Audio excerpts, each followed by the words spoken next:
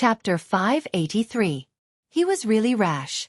This was the first thought that came to Sun Jia's mind. If it were someone else, she wouldn't have made such a low-level mistake. With the standard of her spiritual senses, even if she didn't enter the room, she could still roughly grasp the situation in the room. But the problem was that the person she was facing now was an extraordinary genius who had just come up with the cage theory and guided 1,500 ability users and extraordinaries to battle for 300 rounds in the Abyss region. It was this genius who stated that the majority of mental senses were a conflict between violating and being violated. The winner would take it all, and the loser would die. No matter how much self-confidence Sun Jia had, she could only be a violated character in a wrestling match on the mental plane. That was if Luo Nan was interested in her. Sun Jia had never thought of investigating the situation inside the private room. Otherwise, she would only be asking to be humiliated. But Luo Nan, who always had a good reputation, actually did this sort of action. It was really unexpected. Fortunately, Sun Jia had been on the battlefield for a long time and had the ability to deal with it. Her expression didn't change at all. It was as if she was watching a very normal scene. She continued to speak according to the predetermined sentence. Mr. Luo, young master He, are the dishes today to your liking? He Donglu more or less knew a bit about Sun Jia's background. He chuckled and said, not bad, not bad. Especially the appetizer at the front. It's quite creative. Sun Jia's spiritual senses were useless, but the method of observing people that she had trained for many years was still effective. She could roughly judge the current mental state of the three people in the private room. The one who didn't care the most was He Donglu. The one who didn't need to pay attention to the most was Shi Wei. As for the most important one, well, he felt that it was a bit more complicated. Awkwardness was not awkwardness, and calmness was not calmness either. It was more obvious that he was at a loss, as if he did not know how to face it. In the end, he returned to a kind of almost wooden indifference. Such a strange reaction made Sun Jia mark it in her heart. She wanted to test it again, but the conditions didn't allow it. Luo Nan wasn't someone who was good at conversing. Communicating with He Donglu was meaningless. Sun Jia could only exchange a few more polite words before withdrawing. From start to finish, she was gone for around a minute. When he returned to Bamboo Pole's side, Bamboo Pole asked with interest, "How's the progress?" Sun Jia replied casually, "Take your time." Bamboo Pole laughed. "Fine. You've entered the door. Go ahead and have your wicked thoughts. I won't accompany you anymore. I'll go back and work hard." Sun Jia responded, but when Bamboo Pole got up, she suddenly asked, "Does this Mr. Luo of yours have any special preferences?" "Do you think I'll tell you?" Sun Jia pursed her lips and thought for a moment. She nodded but soon shook her head. "You're not telling me. Is it to keep it a secret, or is it a secret to begin with?" Bamboo Pole was slightly startled, but then he smiled and pointed at her. "You're smart, but don't overdo it. This is advice from a friend." Sun Jia bowed slightly in her chair. "Thank you, goodbye." Bamboo Pole glanced at her again. His finger slid across his brows, and he performed a nondescript salute before leaving with a smile. As she watched her old friend disappear into the darkness outside the restaurant, Sun Jia lowered her head and thought seriously for a few minutes. Then, in her personal storage space, she opened the information that she had already collected and organized. This included all the information regarding Luo Nan that could be gathered from various channels. It was voluminous and hard to count. It was impossible to comb through all this information in a short amount of time, but Sun Jia already had a clear goal. She used her AI to filter and extract all the information she could find on Luo Nan's social interactions in various situations. This included images and written records. She created a new folder, thought for a moment, and named it Persona. Then, she connected to a secret channel through the internet. "Maybe we need to increase the input of the psychological analysis team." "Yes, we need it now." Luo Nan wasn't too affected by Sun Jia's entrance in the private room on the second floor, but he never planned on spending too much time on Shi Wei. Not long after Sun Jia left the room, he stopped measuring with his fingers and spoke to He Donglu. "Of course it's possible to make a tattoo with extraordinary effects. But from the looks of it, the organizers aren't going to be as straightforward as cutting needles on the female's body." He Donglu raised his eyebrows when he heard this. Of course, it was his request to have Shi Wei undress. In reality, The grand banquet that was coming soon had prerequisites arranged. The participating guests would have to compete in the progress of the missions. Once they won, they would possess high authority in the grand banquet. They could even become the legendary emperor of the party. This would have an enormous effect on raising his prestige in the circle. The theme of this year's grand banquet was Night of Mystery. It was clear that the mystic arts would dominate. It was said that it involved a bit of black magic and the like. The prerequisites for the male guests were uniformly interesting tattoos. They had to be completed on the bodies of their female companions and prey. Victory was determined by quantity. Frankly speaking, He Donglu didn't expect Luo Nan, who was an abstinence type, to be able to solve his problem. He just used it as a gesture of intimacy, but he never expected Luo Nan to take it seriously. Perhaps Luo Nan felt that He Donglu had given up a favor to resolve the problem of the Winter Solstice Challenge in order to send King of Symmetry? Alright, being able to be an emperor for once was certainly an enormous temptation. But I really did come here today to do proper business. He Donglu's heart was indescribably depressed, but he still put on a look of pleasant surprise. You figured it out? Probably. What move is it? Luo Nan thought for a moment, but he shook his head. I don't want to say. He Donglu nearly choked to death on the spot. He swallowed the dry air in his throat with great difficulty. He forced a smile and said, isn't it a bit too early to ponder over the competition for the mission? I'm not interested in the so-called mission. Luo Nan just felt that the organizers of the grand banquet had no lower limits in their thinking. He didn't want to dirty his mouth with those words, so he gave a simple explanation and didn't say anything else. I'll strangle you to death. Okay, I don't even believe it myself. He Donglu choked twice in a row.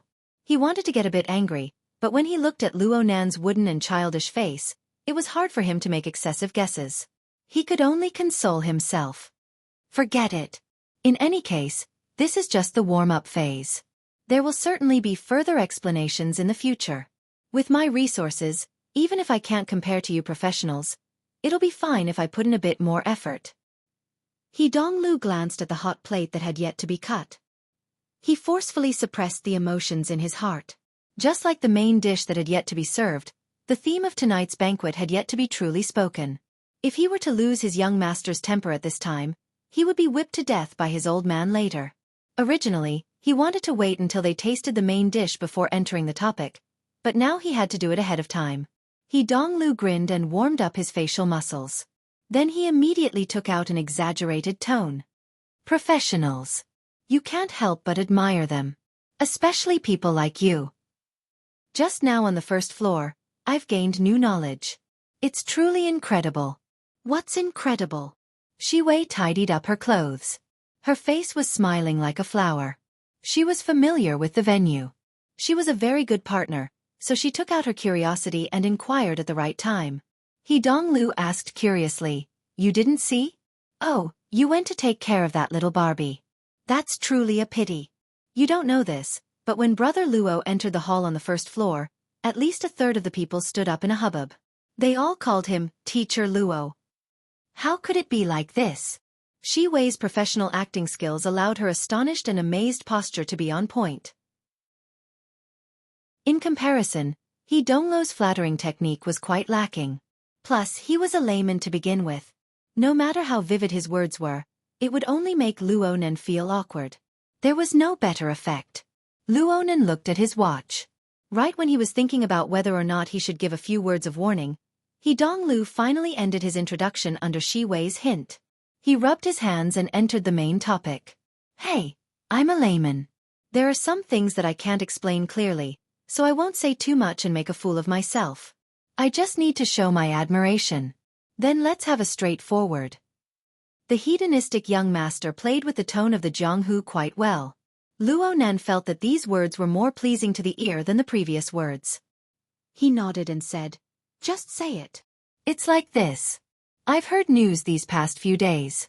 It's about the demonstration equipment related to classroom number 14. Demonstration equipment? Luo Nan was stunned. He really didn't understand.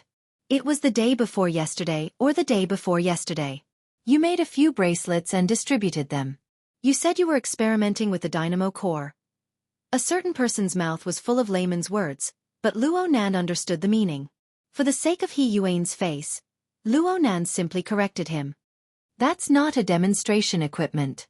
It's not a dynamo core either. It's just a test product that simulates the effects of the dynamo core.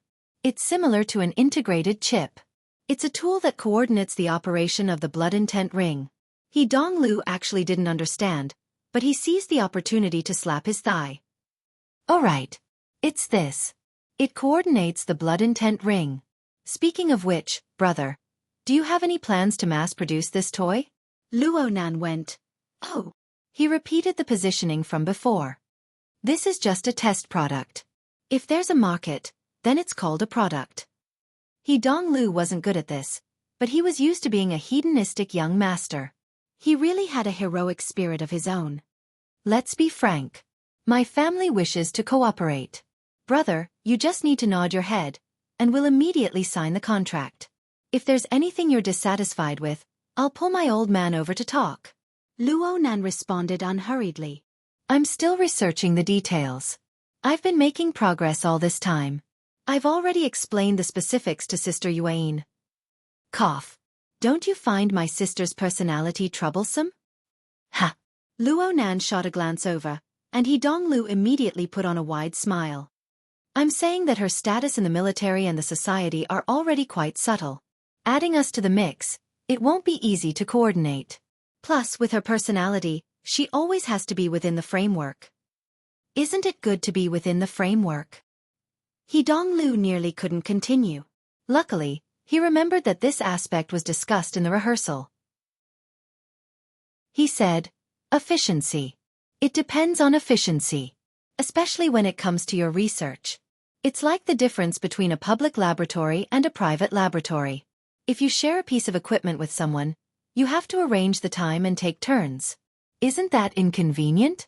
Plus, the branch's resources are within the framework of headquarters. The two sides don't have a good relationship right now. It's hard to avoid restraining each other. It's hard to guarantee the privacy of some projects. But if you have a private laboratory. Chapter 584. The jeep crushed through the night, speeding along the high-speed magnetic rails on the outskirts of Xia City. Clara was silent the entire way. She was also in a daze the entire way. She only came back to her senses a bit when she saw that they were about to meet the splendid lights of the city. This was due to Bai Yu's message reminding her. Where are we? Don't turn around.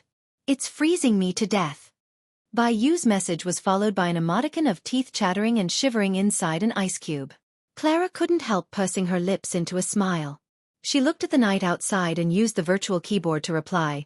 We've already entered the rooftop area. The virtual keyboard's luminous effect flickered in the back seat. The little girl always loved to design a few gorgeous colors. She usually felt that they were quite gorgeous, but when she saw the slender figure and the calm and serious face of her peer under the gaudy colorful lights, Clara suddenly felt that the spacious back seat of the car had become cramped. The complicated emotions she had suppressed with great difficulty in the previous half-hour were like the flickering lights in the car. They were completely exposed before the eyes of others. At least that was what Clara believed herself to be. She subconsciously held her breath and turned off the keyboard. She wanted to return to her previous state of silence. The person next to her seemed to turn his head to glance at her. It also seemed that he didn't, but Clara felt her entire body become sensitive. Her slightly curled long hair touched the exposed nape of her neck. It was clearly a bit damp. The 20-minute car ride had yet to dry the humidity of the villa's hot spring. It was just like the weeds in her mind. Back then, Shi Wei had intentionally or unintentionally hinted that her own fantasies, including her preparations to abandon herself to despair, appeared absurd and lowly in front of the magnanimous actions of her peer, whom she had only interacted with for half a day. Clara still didn't know, or perhaps she didn't want to know, whether or not Luo Nan understood her preparations. She could only hang her head like a quail. She allowed her fantasies and illusions to weave into a net in the darkness, tightly binding her head and chest. She found it hard to breathe. The incorporeal needle of time suddenly sped up and then slowed down, teasing and tormenting her to its heart's content. This feeling, which could only be experienced by herself, seemed to be even more unbearable than the conflict outside the restaurant an hour ago. Until until the jeep reached its destination. "That's by you." Luonan finally opened his mouth. The jeep cut into the city road as he spoke, slowly stopping by the side of the road.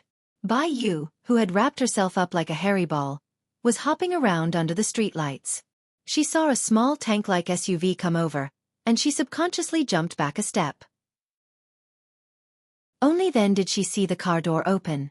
Luonan, dressed in thin casual clothes, got off the car. Clara came down from the other side and circled around the back of the car. Bai Yu immediately pounced over and hugged Clara as she called her idiot over 10 times. Clara originally thought she had overcome the most difficult hurdle, but as soon as she heard Bai Yu's words, the emotions hidden in the corner of her heart broke through the dam. She hugged Bai Yu and started crying again. Luonan was truly helpless when faced with this sort of situation. He immediately had thoughts of fleeing far away. He watched as Clara wholeheartedly hugged Bai Yu and cried. Bai Yu came back to her senses a little, so he focused his voice and whispered in her ear. "Your house is nearby, right? Clara, take care of him. Call me if anything happens." Bai Yu was dressed like a hairy ball, and she still had to hold Clara, who was crying so hard that her body went soft. She swayed back and forth, struggling quite a bit. She couldn't help but open her eyes wide when she saw Luonan actually shake his hand and leave. But she was unable to criticize him, so she could only pout. "My house is right behind me.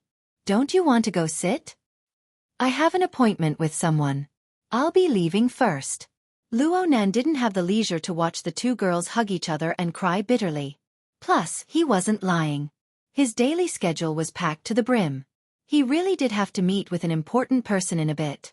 He turned around to leave, but he saw Bai Yu being hugged by Clara. Bai Yu looked like she couldn't even move a single step. He thought for a bit and finally decided to do something good to the end. "Get in the car. I'll take you guys to your house." "Clara, you're going to sleep at your kid's house today, right?" Bai Yu let out a puff of white steam. "Oh my, I nearly thought I was going to dribble the ball and run." The young girl had no filter on her mouth, and her analogy was gravely wrong. This actually caused Clara to be unable to continue crying for a time. Luonan was helpless. He could only invite the two girls into the car and let Bai Yu lead the way. They drove to the residential area in the back. Clara was much more relaxed now that she had a friend by her side. Right now, she was curled up in Bai Yu's embrace. She was no longer crying, but she was a bit drowsy and sleepy.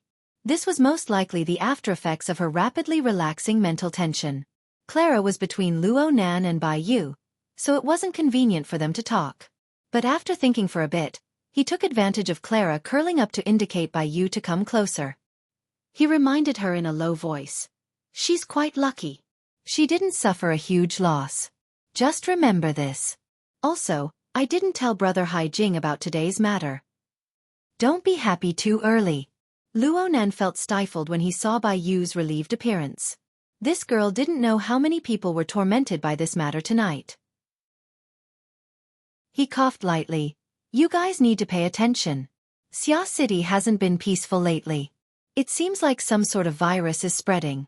My sister is also in this circle of yours. It really is very complicated. The more you make friends like this, the more cautious you need to be. Otherwise, you'll be caught off guard. I'll help you guys get in touch later. You guys can all go get your bodies checked." Bai Yu's eyes widened once more when she heard the arrogance of his age and seniority. She hated that she couldn't open her mouth and bite a certain someone. But at this time, God's off-road vehicle accurately stopped outside of Bai Yu's house. Luonan didn't give Bai Yu a chance to speak. He drove the two girls out of the car and drove away. Behind him, Bai Yu fiercely waved her fist at the taillights of the car. Luonan could only shrug and look at his watch. It wasn't even 9 o'clock in the evening. Their schedule was quite frugal. That's right. Ever since Donglo's request for cooperation was rejected by him, the rest of the meal relied entirely on Shiwei's top-notch level of communication. Only then were they able to enjoy themselves to the fullest. The duration of this meal wouldn't be too long. It ended around 7:30 p.m. Then came the examination of Clara and sending her off. Most of the time was spent on the road. Luonan sighed and rubbed his head. His thoughts weren't particularly smooth. He felt that it was strange when they talked about cooperation during the meal. The relationship between He Yuein and the He family seemed to be a bit more distant than he imagined. He Yuan was clearly the one who transferred the invitation this time as a middleman. Ever since the lecture on the 14th, Luo Nan's private communications had always been in friend and family mode. Anyone who wasn't in his address book would automatically be rejected. It was all thanks to He Yuan that He Donglu was able to contact him. And it was because of this that Luo Nan looked down upon He Donglu, or perhaps the He family behind He Donglu, who wanted to start a new business. If it weren't for the fact that the young master of the He family had resolved the winter solstice challenge, Luo Nan wouldn't even be bothered to smile at He Yuan. Luo Nan pondered for a moment. He felt that he still needed to communicate with He Yuan. At the very least, he needed to report today's situation. He directly dialed He Yuan's Hexa-ear number. This time, the call connected very quickly. Mr. Luo? Sister Yuan, I've met with He Donglu. The greeting gift he gave me was quite good. He resolved the matter of Gym Master Xiao's winter solstice challenge. However, looking at his intentions, he wants to obtain the technical authorization for the brick, produce it, and sell it on the market. I didn't agree. The so-called brick was the bracelet mentioned during the meal. It was the imitation dynamo core device that Luo Nan had designed for the sake of consolidating the results of the blood intent ring. Why did he choose this code name? One reason was because the blood intent ring's original name was Fortress. It could be considered a brick and a tile when dismantled. The other reason was because Luo Nan was ridiculing himself. The technical content of this toy wasn't high. Luo Nan felt that it wasn't even comparable to the elementary dynamo core product in Gym Master Xiao's Tai Chi ball. It was barely at the level of the integrated chip that imitated the functions of the dynamo core in the burner simulator system of Frost River Reality. It had a weak structure, a single function, a low-quality product rate, and a high failure rate.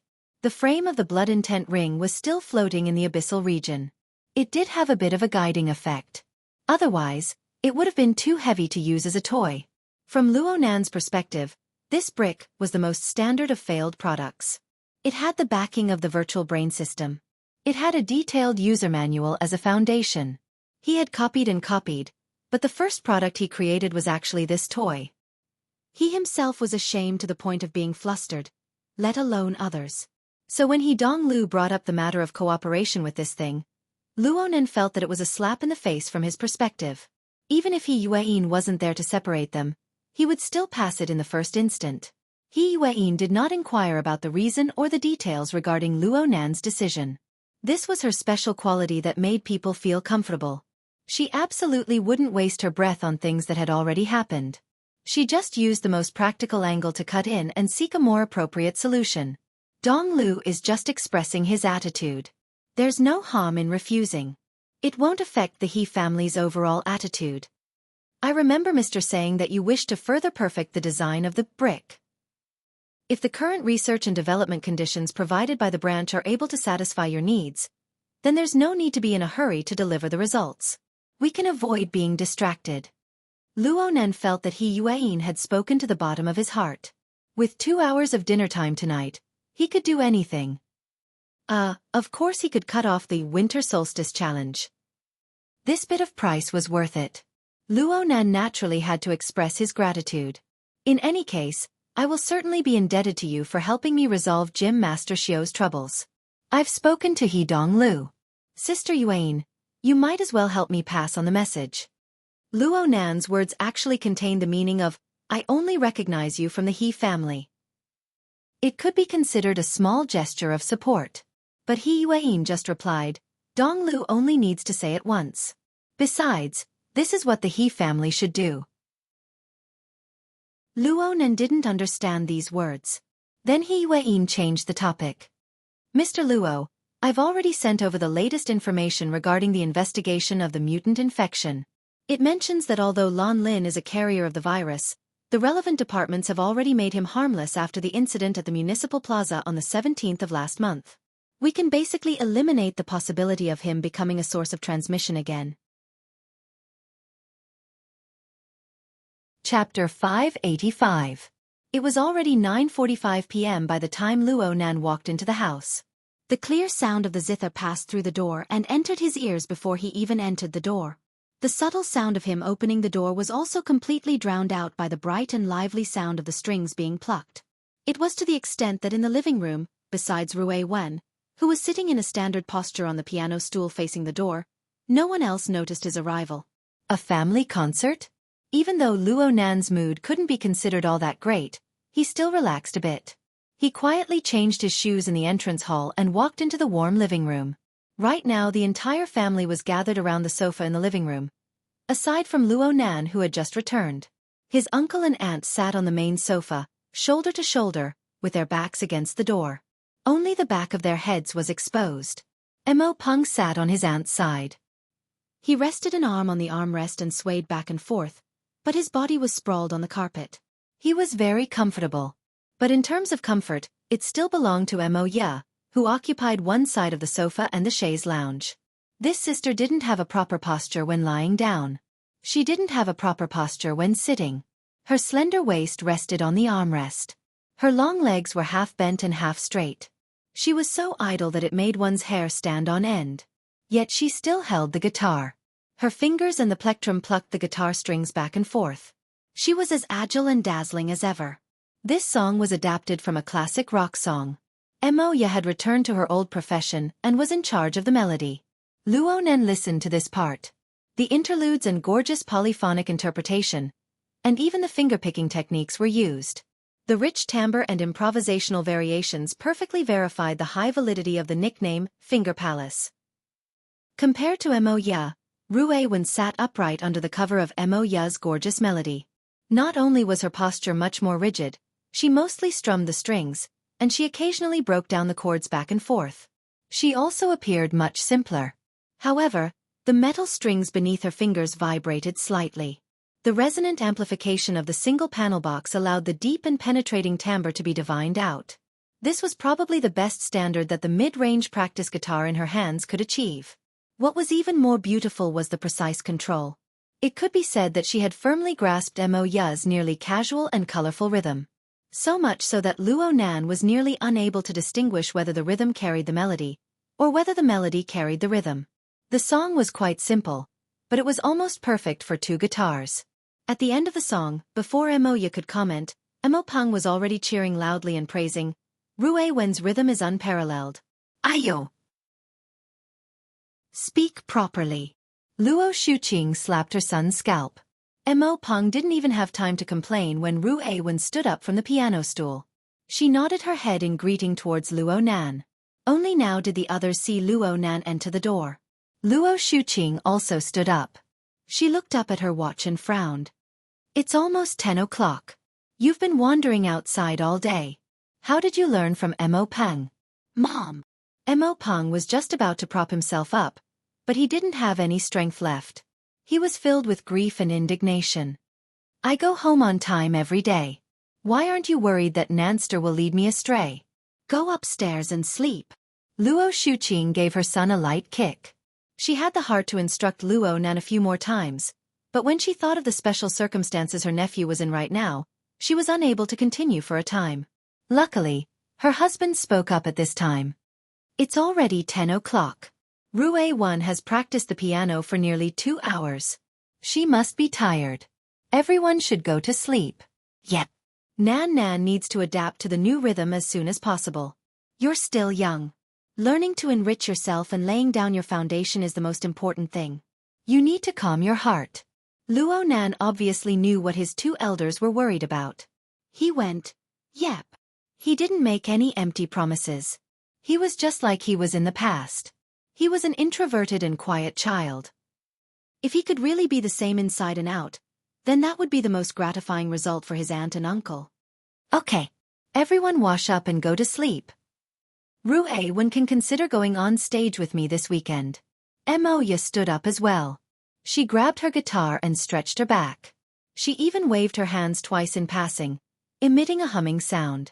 Luo Shuqing couldn't find her daughter pleasing to the eye no matter how she looked at it. "Going up with you to swing a sledgehammer? If we really do swing, then we'll be excellent idols." Mo Ya walked barefooted, giggling as she walked upstairs. She was completely unaware that her unintentional words had caused Luo Nan to subconsciously frown. 5 minutes later, Luo Nan knocked on Mo Ya's door. A few seconds passed before Mo Ya opened the door for him. She wore only a thin nightgown and her hair draped over her shoulders. She clicked her tongue twice. What a rare guest. It seems like a certain someone hasn't come to visit since he's no longer lacking in funds. That must be the reason why you ran away from home for nearly 2 months. The corner of Luo Nan's lips twitched as he retorted. He walked straight inside. He wasn't in the mood to joke around with Emoya. Emoya indicated for him to sit on a chair by the window. She sat on the edge of the bed with her legs bent. She casually fiddled with her hair. What's wrong? You look like you're suffering from a deep hatred. Did you hear some annoying news from your circle? You could say that. It was easy to talk with smart people. Plus, Luo Nan didn't have any misgivings about many things since he exposed a few of his true circumstances. He didn't need to beat around the bush. My circle is fine. But it's best to be a bit more careful when you're in your circle. There's news that there, to be exact, in your company, there's at least one, maybe many virus carriers. HIV. It's even worse than that. Luo Nan extended his hand and gestured at Emoya's head. Something that can grow horns on your head, cover your body in scales, and grow a tail on your butt. Emoya was stupefied. Then she reacted. Mutant. In this era, the threat that mutants could bring about, from reality to rumors, were all sorts of assaults that disturbed people's thoughts. Emoya's reaction wasn't out of the ordinary. Luo Nan recalled the information he had just obtained from the branch's data. He felt that it was useless to talk about these things too much. It was most important to let Emoya clearly understand where the source of danger was. Your company has already confirmed that the infected and carrier is Ji Qiong. Of course, she's already under control. There's also a suspected case right now. We're currently tracking and controlling it. Yeah. It's that excellent idol, Lon Lin. Ji Qiong? Lon Lin? Emoya pondered for a moment. A smile rippled from the corner of her lips. I have a rough idea. It seems that this virus is transmitted through sexual channels? Couldn't women be a bit more reserved these days? Luo Nan choked for a moment. He was a bit speechless towards Emoya's sensitivity, but he still had to say what needed to be said. It's basically like this. But we can't eliminate the possibility of other routes of transmission. I'm mainly worried about your band. They don't pay attention to their private lives. According to our intelligence, Electro-Harpies has been quite active recently. You're too close to them. You must be careful. It's best if you rest for a while. TSK. Your circle is quite professional when it comes to intelligence. It doesn't seem like you're messing around. You guys are the ones who are messing around. I don't deny it. Emoya spoke casually. She naturally straightened her toes and did a sideways stretch. It was quite normal, but her current attire and posture made the corners of Luo Nan's eyes twitch. Hey, I'm being serious. I'm being very serious too. You want me to be careful and keep my distance. You want me to call for help if I encounter any problems. I want to be a bit less active recently. Isn't that all? Also do a body check. Luo Nan sent an address to Emoya. Make a trip here. Investigate the risks just in case. You've thought quite thoroughly. A scholar who hasn't seen for 3 days has a whole new level of respect for you. Emoya returned to her cross-legged sitting position. Her body leaned forward slightly. Then how did you think about the matter with Rue Wen? Rue Wen. Luo Nan couldn't turn his train of thought for a time. What's wrong with Rue Wen? You arranged Rue Wen's grade in class. Did you pay attention to her studies or her mental state? Luo Nan still didn't understand.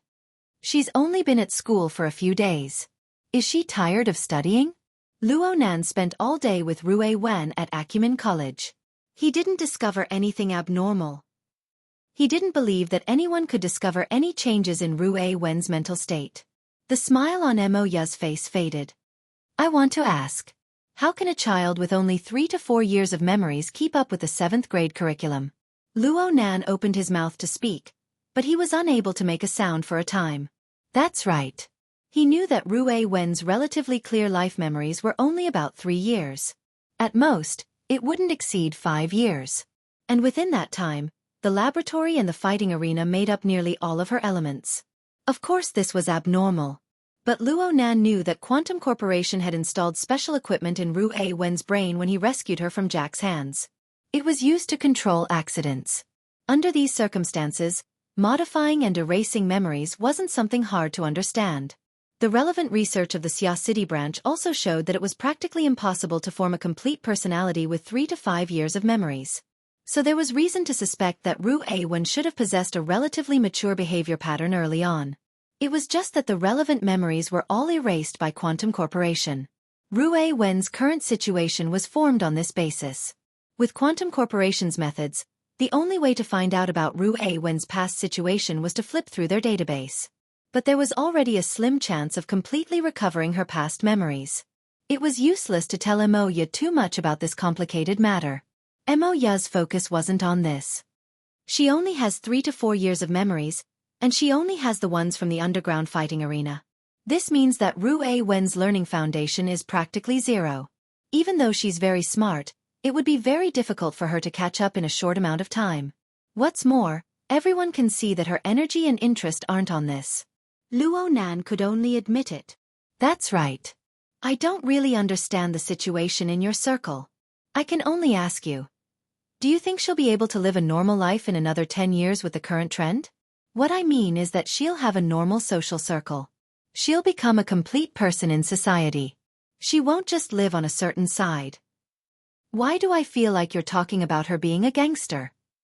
Though Luo Nan said this, he felt quite diffident in his heart. Ru Wen's current abilities were more than enough to live on. But if she were to live freely in society with a complete personality, Luo Nan couldn't imagine such a scene for the time being. Chapter 586. Luo Nan came out from Mo Ya's room. His eyebrows were locked. He had originally come to warn Mo Ya. He never thought that he would end up with a head full of thoughts. He understood Mo Ya's intentions. This sister saw Ru Wen's talent in music and wanted to bring this little girl into the profession. Luo Nan had to admit that Mo Ya had a good eye. The essence of music was organized sounds. Any sound could be summed up as the vibration of an object. And Ru Wen's body and soul were mixed together. Inside and outside were one. This was the highest form of vibration that Luo Nan could currently recognize. This realm of using simplicity to control complexity was indeed a talent that no one could reach when used in the path of music. The technical discussion could be discussed later. Luo Nan was thinking that rather than letting Ru Wen painstakingly catch up to her peers and forcefully assimilate into normal society, it would be better to display her strong points and put on a layer of disguise in the normal world. Ru Wen was still young. He could wait and let her decide for herself. But he thought a bit more. With Ru Wen's temperament, she might not be able to express her thoughts clearly even if she had them. Preparing for a rainy day wasn't wrong. Luo Nan thought too much. His mind was a bit muddled. Legally, Mo Haihang and Luo Shuqing were Ru Wen's guardians. But in reality, Luo Nan was the one who truly needed to bear the responsibility. Any decision he made could affect Ru Wen's entire life. This was real pressure, and there was no outlet for it. Perhaps only by watching Ru Wen slowly form her ideal appearance would he have the chance to breathe a sigh of relief. Luo Nan walked toward his own room. He had just taken 2 steps when he subconsciously turned his head. He saw that the door to the small room on the west side of the 2nd floor was closed. He hesitated for a moment, but he still walked over. He hesitated in front of the door for half a second. In the end, he decided not to be hypocritical. He skipped the process of knocking on the door and pushed it open to enter. This was Ru Wen's room. The room wasn't large, but it was decorated with care. It was mainly a warm and simple beige color, probably to neutralize Ru Wen's cold colors. This was the handiwork of his aunt and Mo Ya. There was no one in the room right now, but Luo Nan didn't find it strange. He continued to walk inside. The biggest reason he chose this room for Ru Wen was that there was a small, open balcony on the west side of the 2nd floor. Ru Wen was on the balcony right now. Luo Nan entered the balcony. The first thing he saw wasn't Ru Wen, but Ink, the enormous bald crow. It hooked its claws on the edge of the balcony railing and spread its wings, making a rustling sound. It had been a long time since this guy took medicine, but under the nourishment of the closed production line, its body grew larger and larger. This was the crux of the problem. But could the Rue one before his eyes really do it? If she couldn't, then how should he adjust? Luo Nan was really a bit stupefied. He was in a daze, and Rue one just looked at him like this. Her fingers were still plucking the strings, but it was a subconscious action. Right now Rue one was like a robot doll waiting to be inputted with commands. That? Luo Nan spoke half a sentence, and his mind became even more stuffy. His originally unformed words were completely blocked up. The void vibrated during his moment of stupor. The minute signs were like the sound of thunder from the distant sea and sky. It was very hard for ordinary people to hear, but it transmitted information from the restless lagoon. This was someone's summons, telling Luo Nan that he had arrived. Hurry up and fulfill the contract. The plucking stopped. Of course Rue one could feel the vibrations in the void. She had gotten used to it over the past few days, so she put down the guitar and made preparations for her next move. Ink felt the change in the atmosphere and spread its wings to fly up. The scene in the curtain of night turned from stillness to stillness, and Rue one turned from a doll to a soldier on standby. She was no longer in a daze. But was this the state that a girl should be in? Then again, what should a normal girl know, a normal state be like for someone of the same age? It seemed that Luo Nan himself didn't have a set of rules. Luo Nan really couldn't think of what to do next. He got up in a bit of a sorry state. Yeah. Let's finish tonight's practice first. Rue one nodded slightly. Her figure turned incorporeal, and she merged into the depths of the curtain of night right before Luo Nan's eyes. Luo Nan was stupefied for a few seconds before he picked up the guitar that Rue one had tossed onto the balcony. He carried it back into the room, gently leaning against the wall as he put it down. He didn't grasp the angle of the guitar well when he put it down, and the body of the guitar collided with the wall. The guitar let out a buzzing vibration, turbid like his current mood. Half a minute later, Luo Nan lay on the bed in his room. He closed his eyes, and his terrible mood slowly settled down. What replaced it was a clarity and calmness that gradually approached instinct.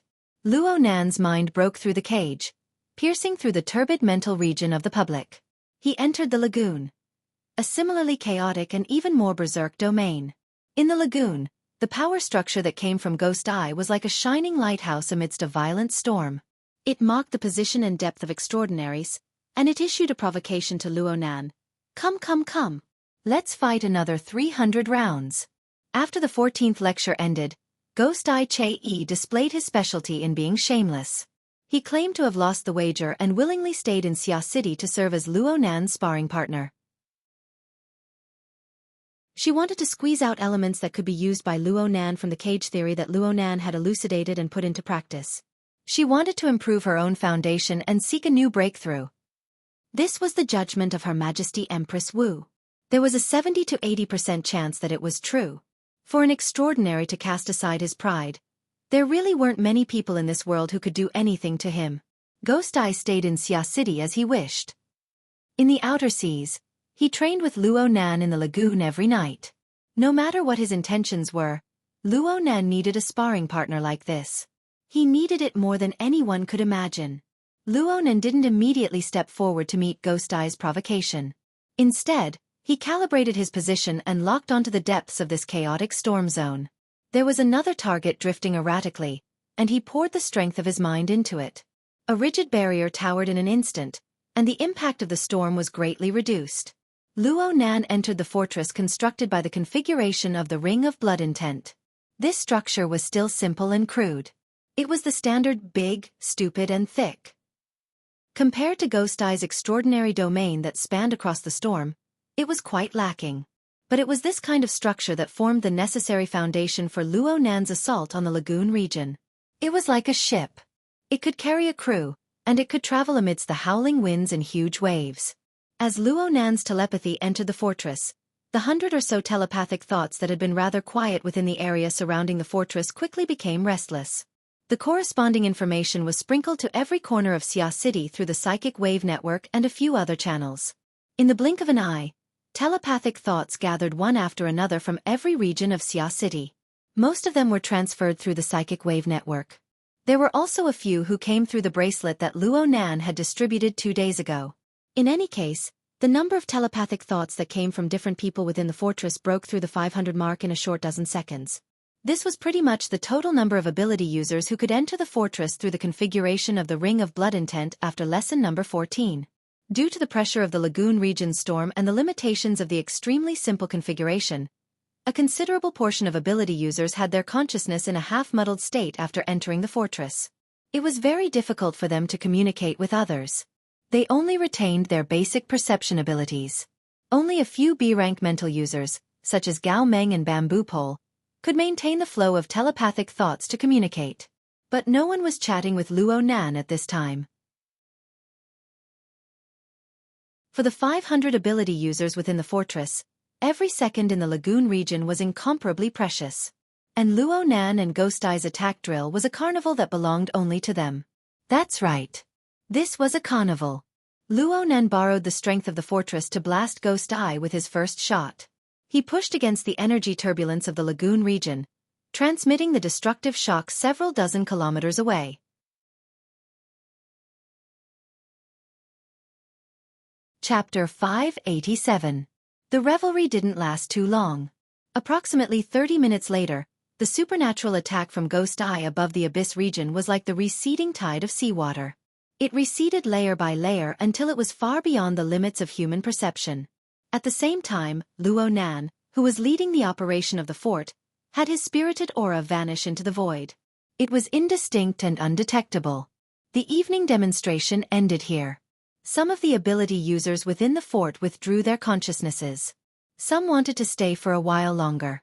It was fine even if they just wanted to experience the feeling of the abyss region. As for the latter, they only needed around 100 people to barely support the fort. If they had less than this number, they could only go back to their homes and find their own mothers. Speaking of which, the standard of 100 people was nothing.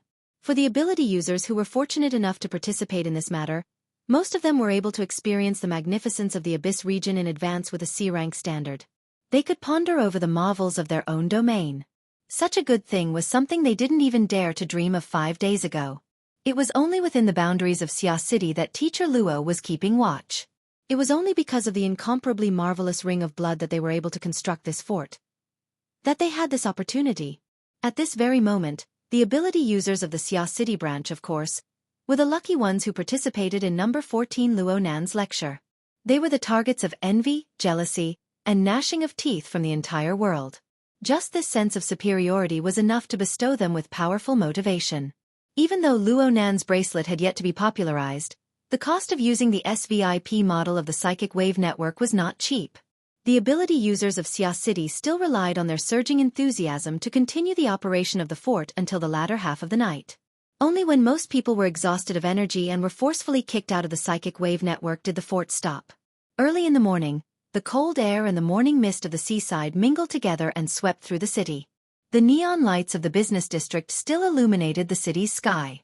A certain person who persisted to the end left a message on the forums of headquarters. I pulled an all-nighter in the fort again. I'm so tired. Then he fell into a sweet dream amidst the howls of Kill Xia Chue that filled the mountains and plains. He had no reaction to the sound of cars that gradually grew denser outside the window.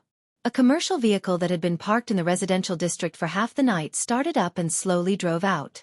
The car itself was very ordinary, but the interior of the car was completely modified according to the layout of a high-end business car. Other than the driver's seat in the front, the middle and rear parts were completely open, with only 2 seats side by side, suitable for sitting or lying. The main color of the carriage was dark red. Most people were not used to this color, but the 2 people in the carriage were already used to this environment. Yin Lu wore a suit with her legs together as she sat on the right seat, looking like a white-collared office worker. Her amber glasses couldn't conceal her beauty, but it changed her temperament a little. She operated the car's audiovisual system to display the updated electronic chart and said softly, "We've already conducted 2 rounds of observation on the targets recommended by Multifaceted. From the looks of it, he was indeed able to enter the abyss and carry out his consciousness activities. But the range is very limited, just like the devout believers of the order who have received the installation of the Sanguine Flame's willpower, they have ascended for a short period of time." Madame Holder gave the final answer. After a month, the leader of the Sanguine Order had once again set foot in the territory of Xia City. Right now, she was sitting on the left-hand side of the seat. Her face was expressionless, but she stuck out her pinky out of habit. Her blood-red fingernail lightly scratched the old wound on her cheek, feeling the slight itch and pain. Yinlu blinked her eyes behind her glasses. Even though Madame Holder was the first to blate him, what she said just now was a bit out of line. She lacked reverence for the Sanguine Flame's willpower. She was too close to the control faction. However, Yinlu didn't say anything. She continued to analyze the information, corroborating with Madame Holder's opinion. The car drove out of the residential district and followed the flow of traffic through the city of Xia City. Approximately 10 minutes later, in between reports, Yinlu looked out the window and said softly, "The central station is up ahead." Madame Holder also shot a glance out the window. She didn't say anything, but she took over the control of the audio-visual system. She cut off the chart and replaced it with an image from the surveillance system of Xia City. The date was the night of the 14th of this month. The image had already been processed to mark out a special existence within the flow of people. Actually, even without the marking, Madame Holder and Yinlu could quickly identify the target. They were all too familiar with the figure's back, including the clothes. Yinlu promptly switched to the main topic. "We're still checking the surveillance system of the station, but the target should be avoiding the cameras on purpose. We haven't found any valuable clues for now." She stumbled a bit, but in the end, she still chose the neutral word, target. Madame Holder didn't open her mouth from beginning to end. She just replayed the surveillance image over and over, all the way until the car passed through the city and arrived at a shipyard on the eastern coast of Xia City. This shipyard was the property of Xia City's City Defense Army. There was a sentry every few steps. The security was tight. But when Madame Holder's business car drove out of the security zone, there were already military guides waiting for them. They brought them into the factory. The road was green, and they passed unimpeded. Yinlu sighed in her heart. The Blood Flame Order had always maintained a relatively close cooperative relationship with the military. Even though Tianbang had relied on the resources of Team AB and the field army to catch them unprepared, the Order's deep-rooted network of relationships in Xia City for dozens of years had not completely collapsed. However, this network of relationships was like a rootless duckweed. Even a high-level member of the Order like Yinlu found it hard to accurately estimate how much longer it could last. The car drove all the way to a certain shipyard by the sea. This was originally a spare factory for assembling coastal warships. Most of the equipment here had already been discontinued. They only borrowed the special environment of the shipyard to store a special creation that was hauled back from the sea. Madame Holder and Yinlu got out of the car one after another. They only needed to raise their eyes to see the ash-gray hill, floating in the sea below the shipyard. This hill was 15 meters high above the water's surface. Its complete volume was enormous, and its main structure was pieced together from all sorts of skeletal fragments. These bones were mostly fish bones, but they were abnormally tough. It was clear that they were the remains of a mutant. The method of piecing them together was very crude. Sharp spikes could be seen everywhere. If someone were to bump into it, there was a high chance that they would be pierced through by 10,000 arrows. This hill was the most obvious trace of the sea region where Jean Tong had either disappeared or died half a month ago. It was still a ghastly white in the video data. As time passed, the bones continued to change color. But in any case, it looked rather strange and frightening. Yinlu had just sized it up a few times when someone called her. She swept her eyes over the number and immediately took 2 quick steps forward. She moved closer to Madame Holder's ear and said, "Sky General Entertainment. They're most likely here to discuss an acquisition." Madame Holder stared at the hill of bones. She simply waved her hand and walked forward. Yinlu understood. She stopped where she was and spoke a few words with Madame Holder. After all, this wasn't a good time to negotiate. She simply set an appointment and hung up the phone. When she turned her head to look, Madame Holder was already being led by a military guide onto the workbench of the shipyard. She turned to the other side of the hill of bones. Yinlu sped up, wanting to catch up to Madame Holder. But as soon as she stepped onto the workbench and turned a corner, she saw a rather familiar skinny face. That person happened to be blocking Madame Holder's path and was smiling as he spoke. When Yinlu came over, his eyes lit up when he saw her dressed like an office lady. He winked at her and said, "Oh my, your order is always shouting about fighting and killing, but you never lack beauties. This person isn't inferior to you back then." Yinlu opened her mouth, but a breath was stuck in her throat. She almost couldn't make a sound. It wasn't easy for her to catch her breath. She couldn't care about anything else. She immediately closed her legs and bowed. Lord Ghost Eye. Why do you say I'm interested in meeting your order? That's a really cool way to address you. Ghost Eye was wearing a loose casual outfit and a pair of sneakers. He looked like an old morning jogger. He had a smile on his face and didn't look the slightest bit dignified as an extraordinary. But Yinlu, who was right next to him, had a layer of cold sweat on her back. She had discussed with the military about a secret visit, but she just had to run into an extraordinary. Was this an accident, or was it something else? Compared to the uncouth Ghost Eye, Madame Holder was wearing a light gray retro windbreaker, a pair of goatskin gloves, and a silk scarf around her neck. She looked like a strong woman inspecting her own business, and she was indeed calm. Brother Che, you worked hard last night and came ashore early in the morning. Why are you here? Oh my, are you trying to make me do my best? Ghost Eye was still as uncouth as ever. He laughed and said, I'm just joking. I'm just joking. Actually, I've been restraining myself lately. It's just that my neck has been cold. It's not very comfortable, so I decided to take advantage of the fresh air in the morning and go for a stroll. You don't believe me? If you don't believe me, you can come over and touch it. Ghost Eye's words were already quite unreliable, but Madame Holder actually took off her goatskin gloves and touched Ghost Eye's neck. She had a faint smile on her face. Your skin is warm. You don't feel too cold, or perhaps your meridians are blocked. Ghost Eye snorted. You're a Western woman with a high nose and deep eyes. Why are you talking to me about meridians? It's not that kind of feeling. It's like a blade being pressed against the back of my head.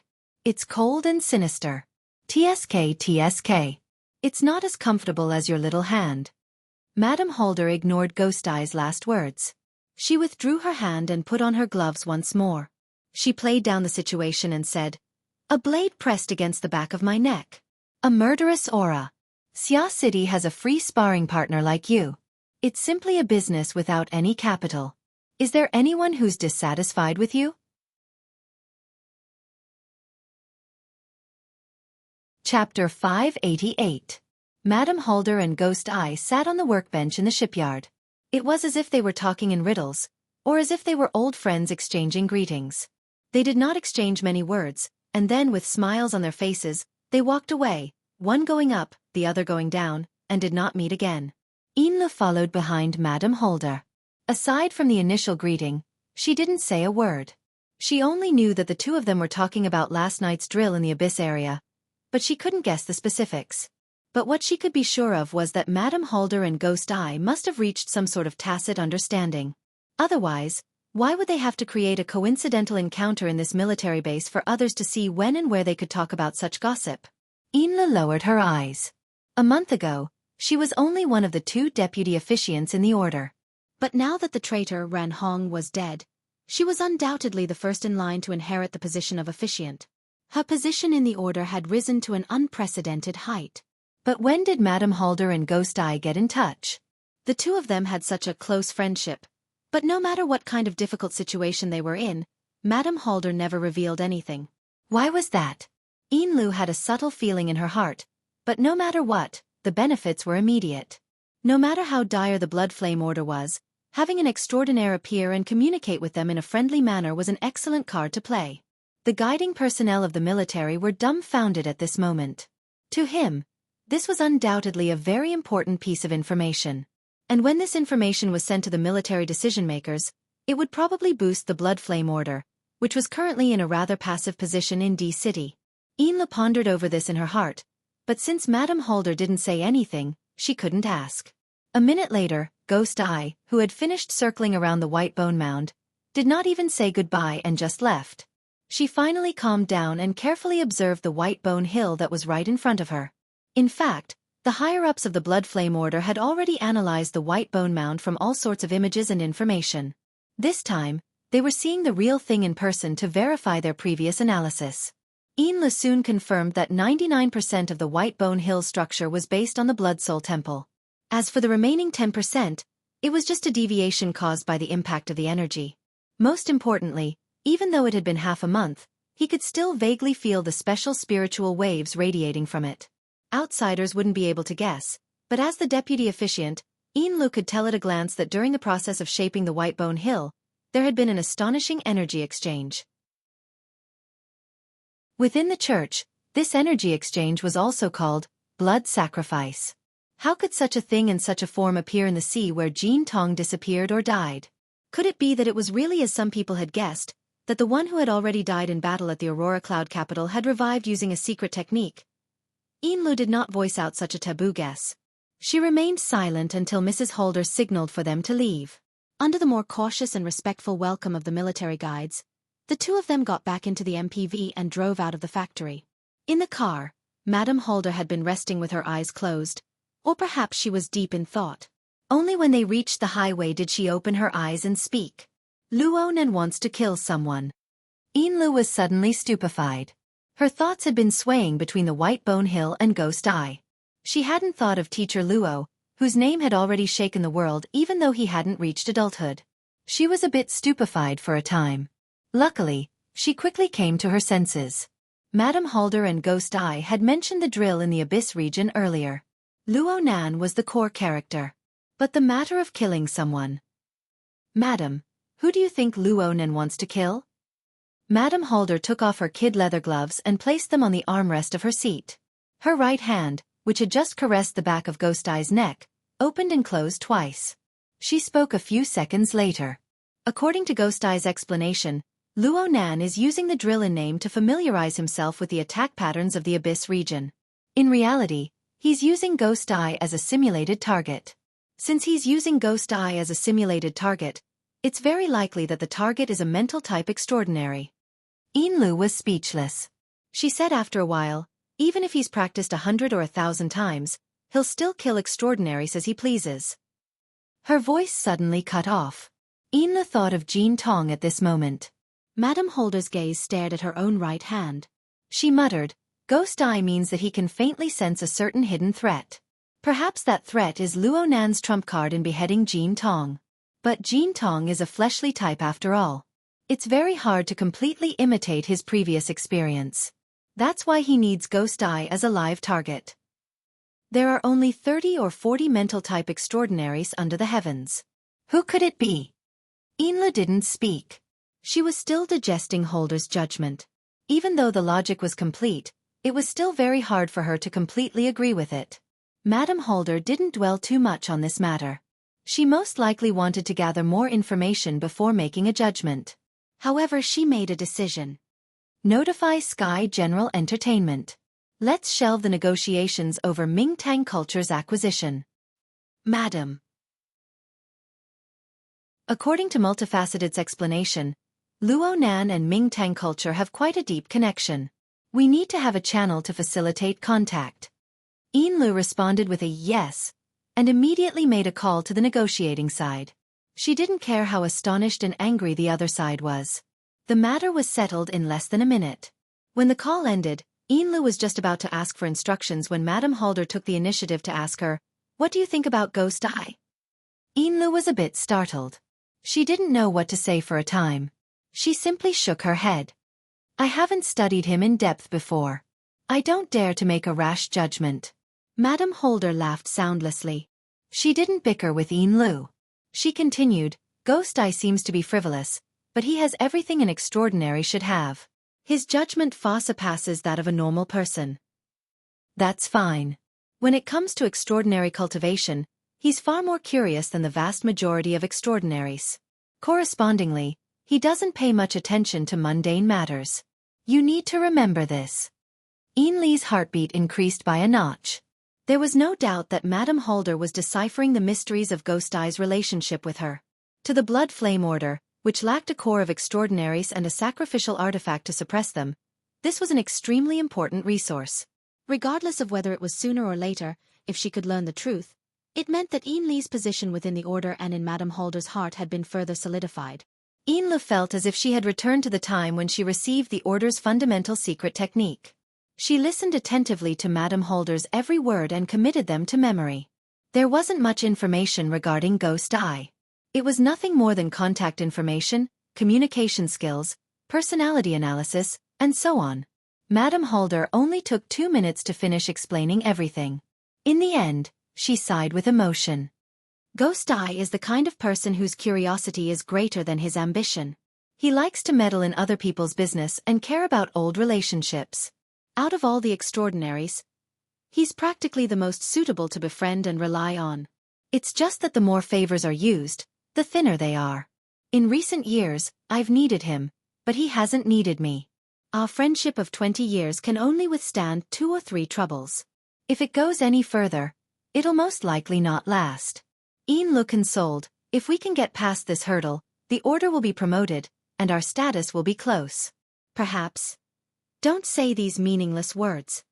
Madame Holder waved her hand.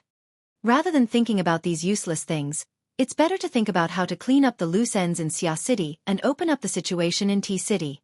Yin choked up. She responded with a soft, yes. She couldn't continue for a time.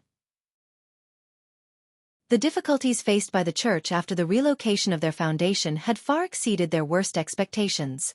It had to be said that T City was an important city in the Pacific Ocean. Although it was far away from the major economic circles and was isolated overseas, it and Chan City were like horns to each other.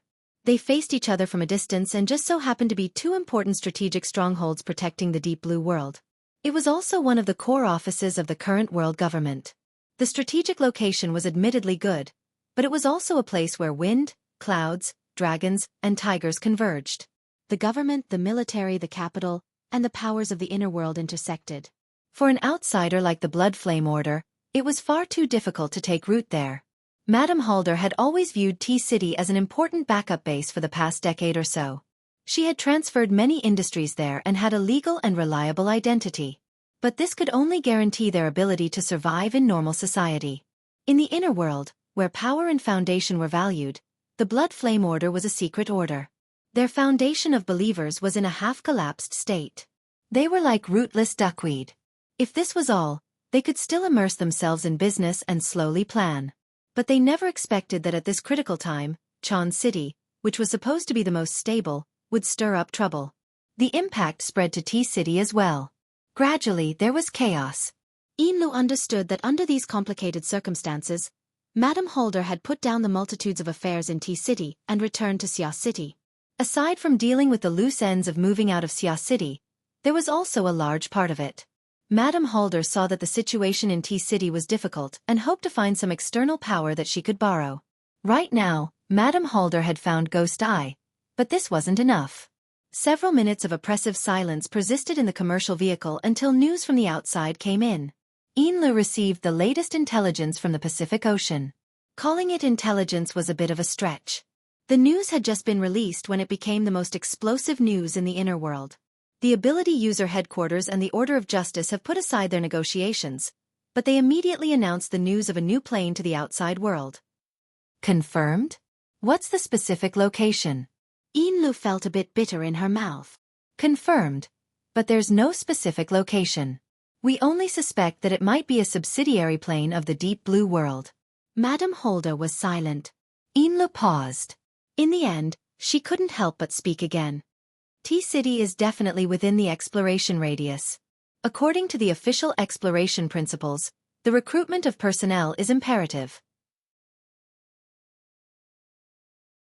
There's also the expulsion and counterattack of the mutant species. Madam, our manpower and reserves can't afford to be tossed about.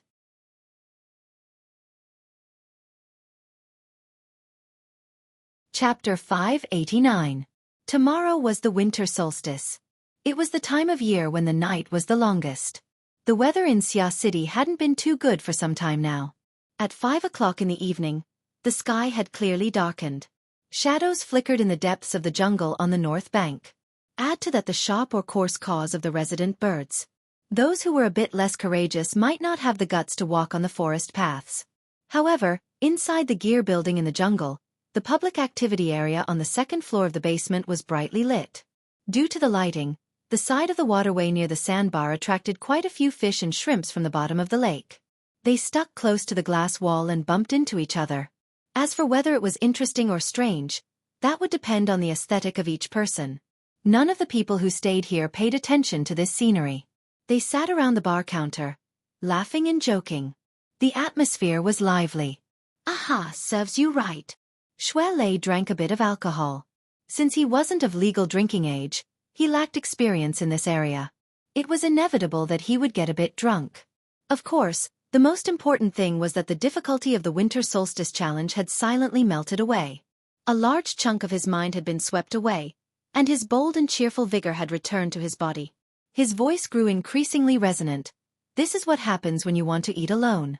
Let's not talk about what happens over there. Big bro, I am going to enjoy the profits from inside. The one who was grabbing Shui Lei's shoulder was the CMO of Heavenly Crystal Biology R&D Company, Director Xie Junping. Shui Lei's face was already red from the alcohol. This marketing director, who had been in office for a month, was the one whose face was truly flushed red. His face could practically light up half the bar counter.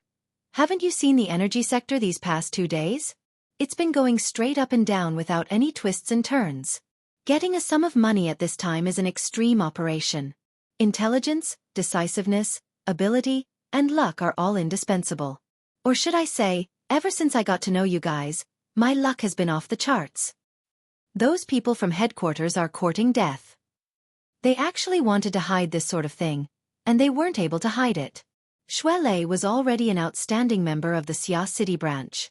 His standpoint was extremely upright. He didn't hesitate in the slightest when he opened fire.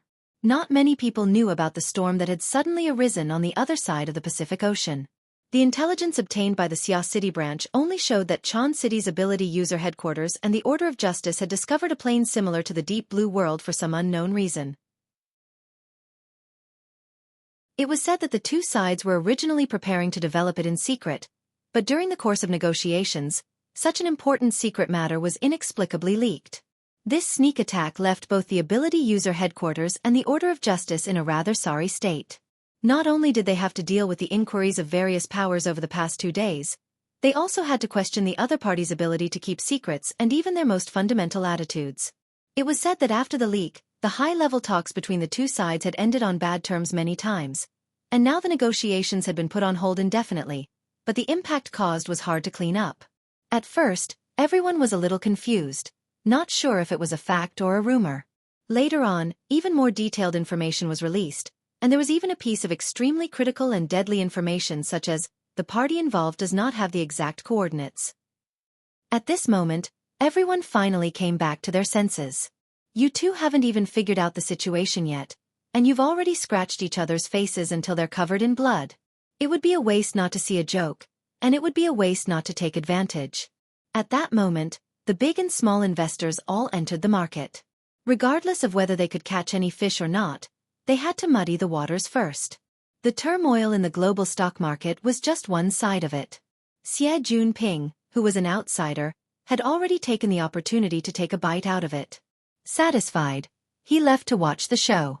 But there were even more major forces and individual gamblers who were determined to be addicted to gambling for the rest of their lives. They were eager to get a few more pieces of meat on the Pacific Ocean, in the new dimension whose coordinates had yet to be determined. It's rare to be so free. Qin Ikuan, who had been diligently performing his duty, still didn't touch a drop of alcohol tonight, but he couldn't help but sigh at this moment. It must be said that Xia City had been in a state of chaos since the end of September. People from all walks of life rushed in and out of the city. They set up a stage to sing an opera. They tossed and turned with all their might. Now, the tables had turned. Whether it was headquarters or the Order of Justice, they had both fallen head first into the maelstrom. From the perspective of the people of the Xia City branch, such a situation was truly like a cold drink in the summer and a hot pot in the winter. It was a comfortable situation. He reached for the ice water in front of him. At this moment, Cat Eyes, who was temporarily acting as the bartender, called out from behind the counter. Jerry! With a whoosh, a fat brown figure leaped through the gap between Qin Ikuan's arm and the counter. It came to a screeching halt when it reached Cat Eyes. It stopped right in front of a cup of fruit juice that had just been concocted. It was a muskrat. Its iconic long tail was swinging on the table. Its tail was nearly 20 centimeters long. It was taller than the cup when it squatted normally. Since its head was small and its body was large, and there was no clear dividing line between the two, It looked quite fat.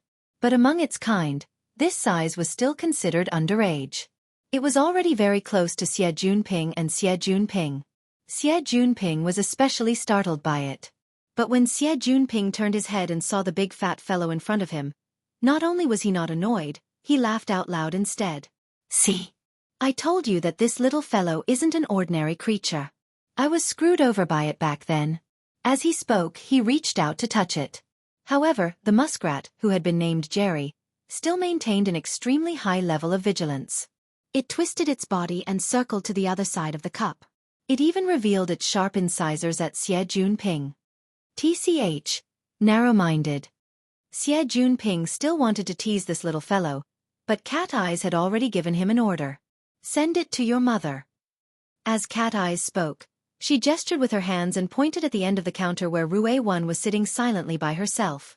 Jerry's flat head twisted back and forth twice, and its tail swung along with it. In the end, it actually lowered its body. Its front claws hooked onto the joint between the stem and the base of the cup. Its fat belly stuck to the table, and its long webbed hind legs exerted force. It advanced with difficulty towards Rue Wan in a nearly gliding manner. Its appearance was enough to make one howl. If Shuelei had not pulled him back in time, Xie Junping really would have rolled over in laughter. This wasn't the first time Qin Yikuan had seen such a situation, but he still could not help but click his tongue in wonder. This isn't the intelligence a muskrat can have. Are you sure there aren't any abnormalities? The laboratory didn't find anything. Besides, as long as Rue Wan likes it, what problems could there be? What logic? Qin Yikuan was dumbstruck and speechless. The feeling faction and the reasoning faction couldn't be said together no matter what. At this time, a call came through. After Qin Yikuan took the call, he said a few words and then stood up. He turned his head and said, "Leister, help me move a few things." Shuelei stood up. Xie Junping was not to be outdone. He swayed as he stood up, raised his hand and said, "I'll help too." Qin Yikuan swept a glance at Xie Junping's physique. He didn't hold too much hope towards the results of this short month of training, but he still gave him a bit of face. He laughed and said, "2 people is enough. We'll be back soon." He pulled Shuelei and rode the elevator up. Xie Junping was still a bit drunk. He was distracted for a moment and didn't follow. He could only sit down resentfully as he watched the elevator close. But when he turned his head, he saw Cat Eyes concentrating on mixing drinks. Rue Wan and Jerry were also in their own country. They didn't seem to care about anyone else. He felt that it was boring. He was also a bit scared. It was true that he liked beautiful women. Disregarding Rue Wan, Cat Eyes' image was very much his cup of tea. But the more he came into contact with the inner world, the more he understood the depths of it. It was best for him to stay as far away from such dangerous people as possible. Xie Junping simply got up again. He waited for the next elevator and went up as well. It was all right on the second underground floor, but when he reached the entrance hall of the first floor, the cold wind of the winter night blew and he couldn't hold on much longer. Finally, he still had a bit of reason left. He rushed to the edge of the small plaza in front of the door and vomited into the underbrush. Afterwards, his condition was much better. The strict training he had undergone during this period of time also showed results. He only wore a thin sweater and stood outside, but he didn't feel that cold. He surveyed his surroundings and borrowed the light from the door to illuminate the area. He could actually faintly see the depth of the jungle 6 to 7 meters in front of him. Even though it was still hazy, there were only 2 living things in that area, a bird and a beast.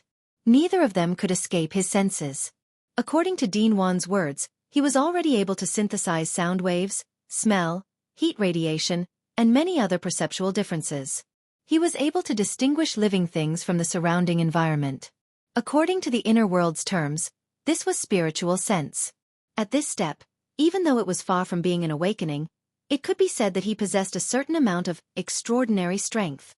Xie Junping could even barely tell that the bird that was slightly moving up and down on the branch was a crow. Of course, it was far inferior to ink. It seemed that his spiritual sense had improved again in the past 2 days. It was really smooth sailing. Yay! Xie Junping clenched his fists and jumped a few times in the cold wind to vent the excitement in his heart. Perhaps because his movements were too large, The crow at the edge of the forest tilted its head, as if it was sizing him up. Xie Junping whistled at the crow, but it didn't respond. Instead, at the end of the forest path on the other side of the plaza, Shui Lei's voice rang out. "Hey, why are you outside? I wanted to help, but I didn't expect you to run so fast." Xie Junping complained half-truthfully, but the next moment, he saw the sturdy and heavy metal box on Shui Lei and Qin Yikuan's shoulders that was half the height of a person. The rest of his words turned into a strange cry. F***ck me. This isn't grass, it's a precision component that's about to be destroyed by our teacher Luo. I think his credit limit must be in the negatives again. That's not necessarily the case. The SVIP model usage fee is still quite considerable. Lazy, you put on the bracelet at the first moment. It's inevitable that a full man doesn't know the hunger of a hungry man. Qin Yikuan unloaded the box that weighed several hundred kilograms from his shoulder like he was taking off his school bag and placed it in the hall. Only then did the box's load-bearing pulley come into play. Shui Lei did as he was told. Xie Junping came over and curiously touched the outer shell of the box, but he couldn't tell what it was.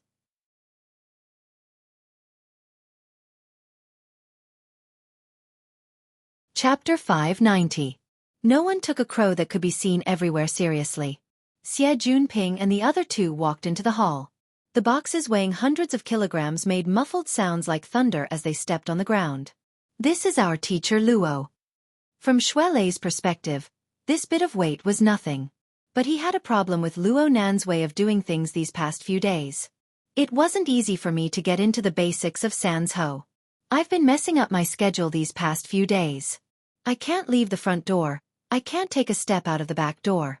I'm probably going to slip down again. Xie Junping chuckled. He's reverting to his old ways. Didn't you say that he used to be like this? Qin Yikuan pressed the button to open the elevator and sent the box inside. After turning around, he also joined in on the conversation. Of course, he was mostly explaining, Mr. Luo is also striking while the iron is hot. After all, with such an impressive result like the Ring of Blood and Will, and with Ghost Eye as a sparring partner, this is a rare opportunity that cannot be missed. Shui Lei displayed his stance. He fiddles with these exoskeletons every day just to strike while the iron is hot? Qin Yikuan smiled and asked Shui Lei to move the other box into the elevator. At the same time, he raised his hand and shook it, showing the rather heavy metal bracelet on his wrist. This is also the result. As a physical body, I thought that I would never be able to touch the abyss in my life. I didn't expect Mr. Luo to be able to solve this problem so easily. This thing is now very popular. Shui Lei subconsciously shook his wrist. The weight on his wrist made him lose the confidence to continue speaking. He could only mutter, body and soul should be balanced. Such a good aptitude. Beep beep beep. The alarm of the elevator rang. After all, it was not a freight elevator. 2 metal boxes had actually exceeded the limit of 1,300 kilograms. All right, I'll use the one next to it. Shui Lei struggled to pull the box out again. At that moment, a call came through. Xie Junping helped him press the button. I'll go this way too. B6, right? After much difficulty, the elevator doors closed and the car descended. Shui Lei was on the phone the whole time. He hummed repeatedly and occasionally said words like Christmas or New Year's Day.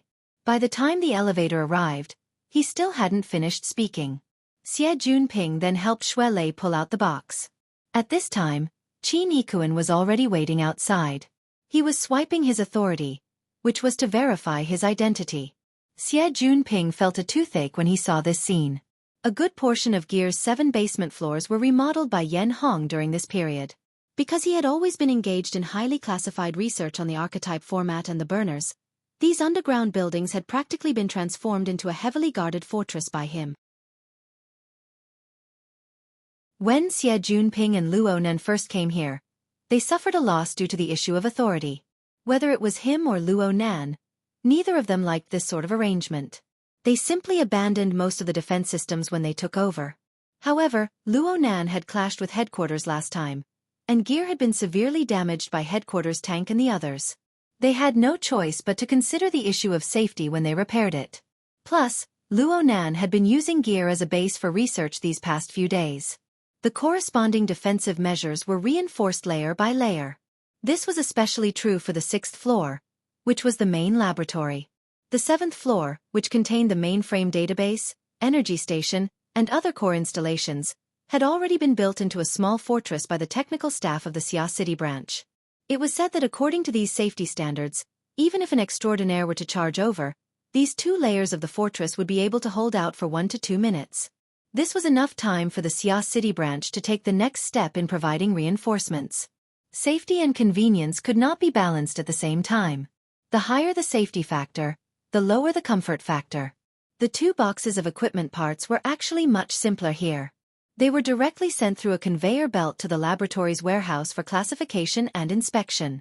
The 3 of them just had to go through the inspection procedure step by step. They're really looking for trouble. Xie Junping had the authority to enter the laboratory, but he was seriously impatient with the complicated inspection process. At this time, he heard Shuelei say, "The troublemakers are in the back." Tianqi just called. He said that he couldn't get in touch with Nanster. He asked me to tell him that the Mystic Arts Research Society is going to conduct an end-of-year activity. They're going to organize a Mystic Arts theme week during Christmas and New Year's. The venue is set to be at Gear. Ha! According to Tianqi, this should be a warm-up for the next semester's relocation. They want to take advantage of this opportunity to move some equipment over. All the functions that can be used have been activated, and the activity space has been expanded. F***CK. Why are these people causing trouble? Xie Junping raised his wrist. He wanted to make a phone call and clarify the situation. However, he didn't have the authority to communicate on the 6th floor. He couldn't make the call at all. Shuelei advised, "It's hard to say even if we get in touch. After all, this isn't Nanster's private property. The property belongs to the Mystic Arts Research Society. We can't say anything about when they move and how they move." As he spoke, Shuelei turned to look at the brand new security equipment around them. Maybe Nanster needs to find another workshop.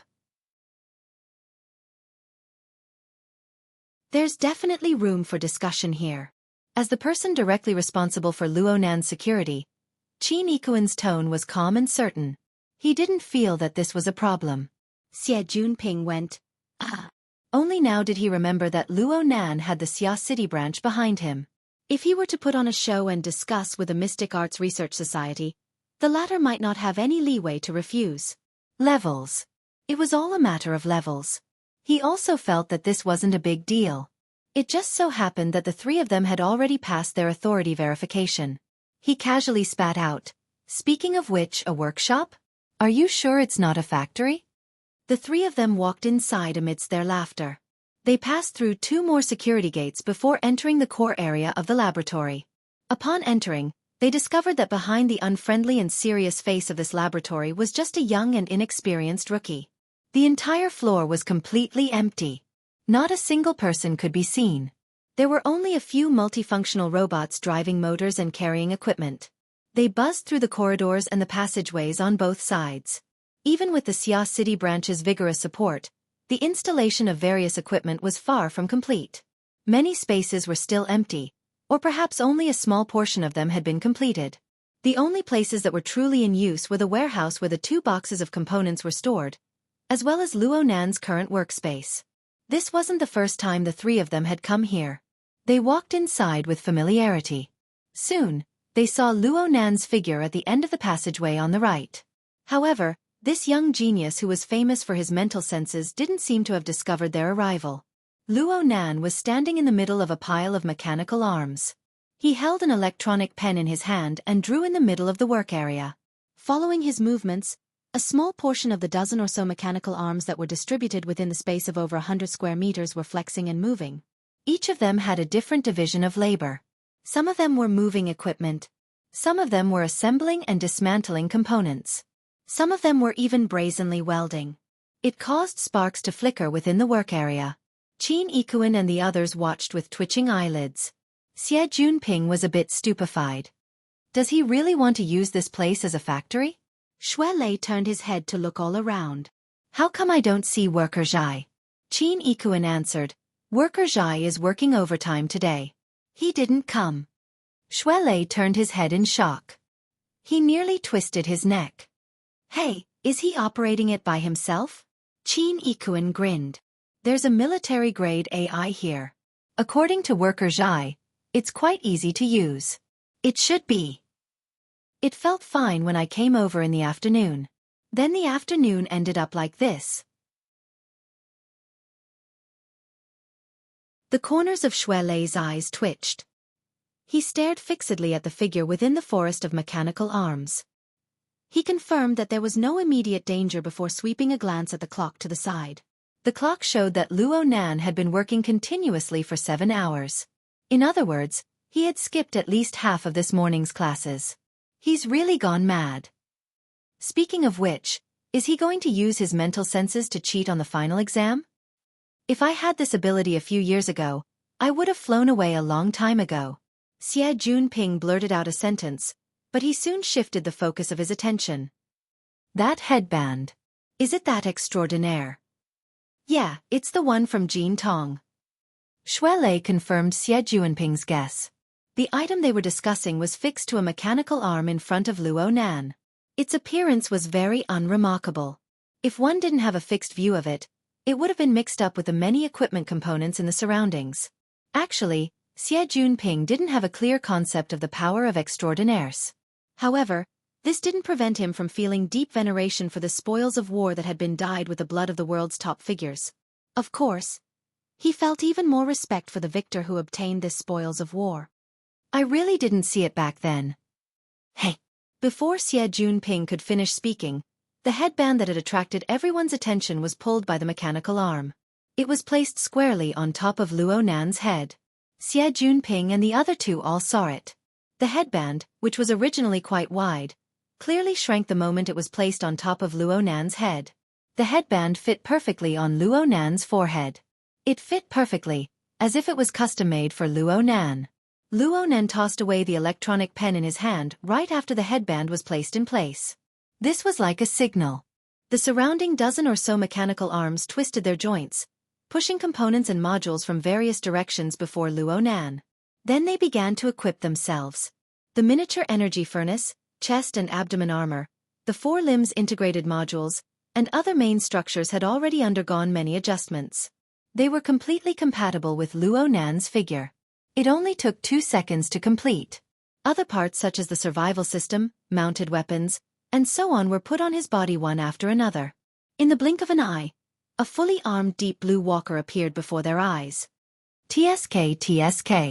It's like watching a movie. A remake of Iron Man. It looks like it, right? It's just that its color is a bit plain, and it's on the skinny side. Compared to the relaxed attitudes of the 2 youngsters, Qin Ikuan, who was a professional, saw things a bit more. Strictly speaking, this exoskeleton equipment was slimmer than the standard version. Luo Nan should have removed a portion of the mounted equipment and even some parts of the armor. No matter what his goal was, this sort of modification was far too daring for a highly integrated and relatively mature combat platform. In actual combat. Before he could finish his thought, a buzzing vibrating sound rang within the workshop. This was the sign of the miniature energy furnace starting to heat up. The engine's power was rapidly rising. Hey, test the machine here. The second half of Xie Junping's words were shattered by the explosive sound of an explosion. A gale blew in front of the eyes of the 3 onlookers. The mechanical arms in the work area swayed back and forth. The idle components on the floor and stage were blown into a mess. The 3 of them were able to capture the trajectory of the movement. But by the time they turned their heads, the exoskeleton armor had already come to a stop on the other side of the large room. The wall that had just been painted was behind it.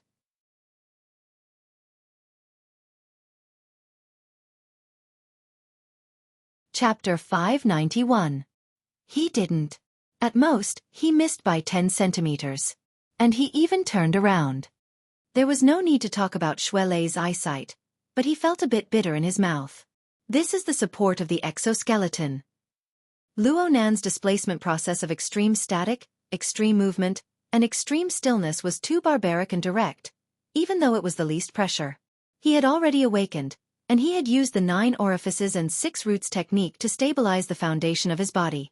If it were an ordinary person, they would have suffered from cerebral ischemia, Internal organs would have been displaced, and tendons would have been fractured. But this kind of barbarity would be the ultimate impact and lethality in actual combat. Xuanan pondered to himself. He could barely react to this speed and impact. He wouldn't be killed in an instant, but he would be in a state where he was wide open for 3 rounds at most. No technique would be of any use at that time. He could completely imagine the consequences of falling to the ground. Xuelei understood more and more now that Gym Master Xiao had painstakingly transferred his energy to human-computer interaction. Although he had gone to the simulation chamber to play a few rounds these past few days, his progress in the real world was clearly lagging behind. He needed to have a greater sense of urgency in the future. Xuelei felt that the same situation was a spur, but Qin Yikuan felt that it was more realistic. The exoskeleton emitted a buzzing sound of electricity. It was dense and not noisy.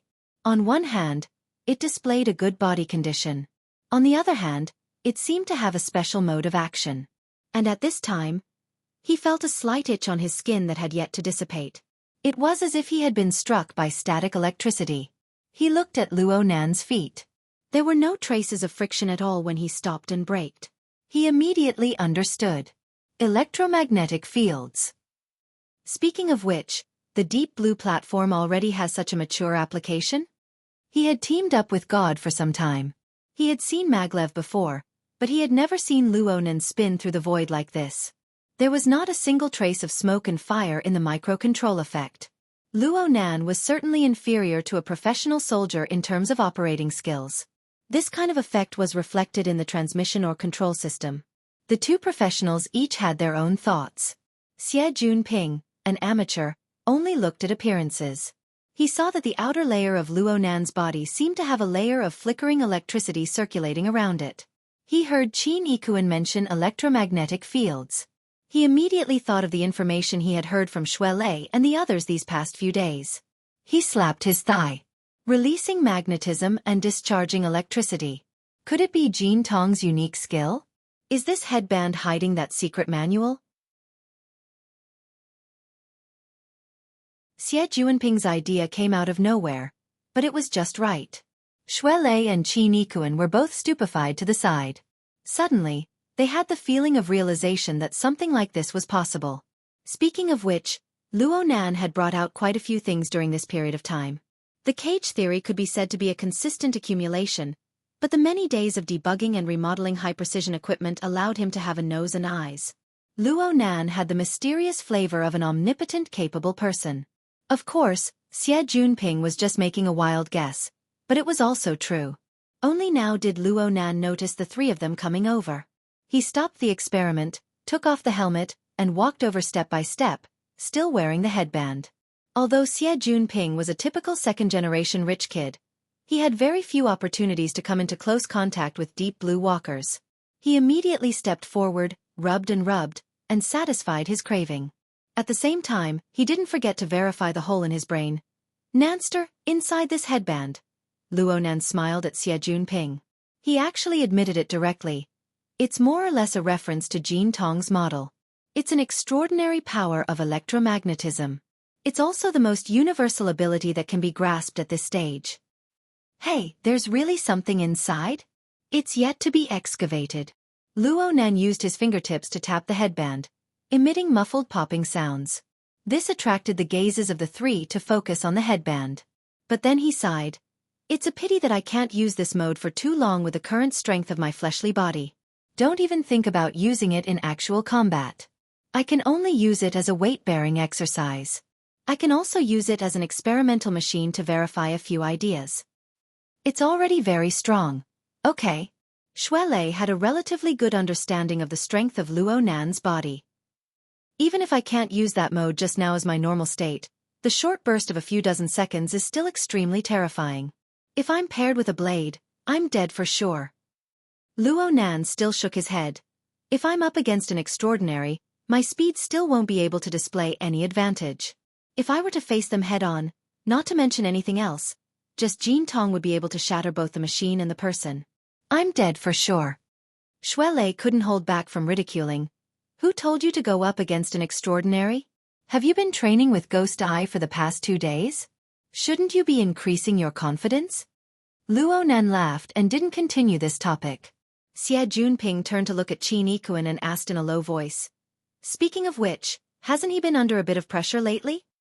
Qin Yikuan could only shake his head. Luo Nan pressed against his ear at this time and received a report from the AI. Oh, the parts have been delivered. Shui Lei grinned. 2 whole boxes, over 1,300 kilograms in weight. You want these toys? Don't tell me you want to verify that headband. Luo Nan knew that this was probably the easiest reason for people to accept. Right now, many people expressed curiosity towards the various theories he released. They even questioned their origins. Ree, who was far away on the other side of the Pacific Ocean, used this as a breakthrough point to fabricate rumors to disgust him. Luo Nan could obviously ignore this. With his current status, he already had the qualifications to disregard all of this. In all these years, no one had ever asked where Jin Tong's abilities came from. However, being able to give people a basic direction was always a bit better than making random guesses. At the very least, his current remodeling of the Deep Blue platform wasn't wrong in saying this. Luo Nan didn't want to deliberately lie to Shui Lei and his other friends. He didn't give a direct answer. He didn't admit nor deny. After a laugh, he changed the topic. It just so happens that I've run out of materials.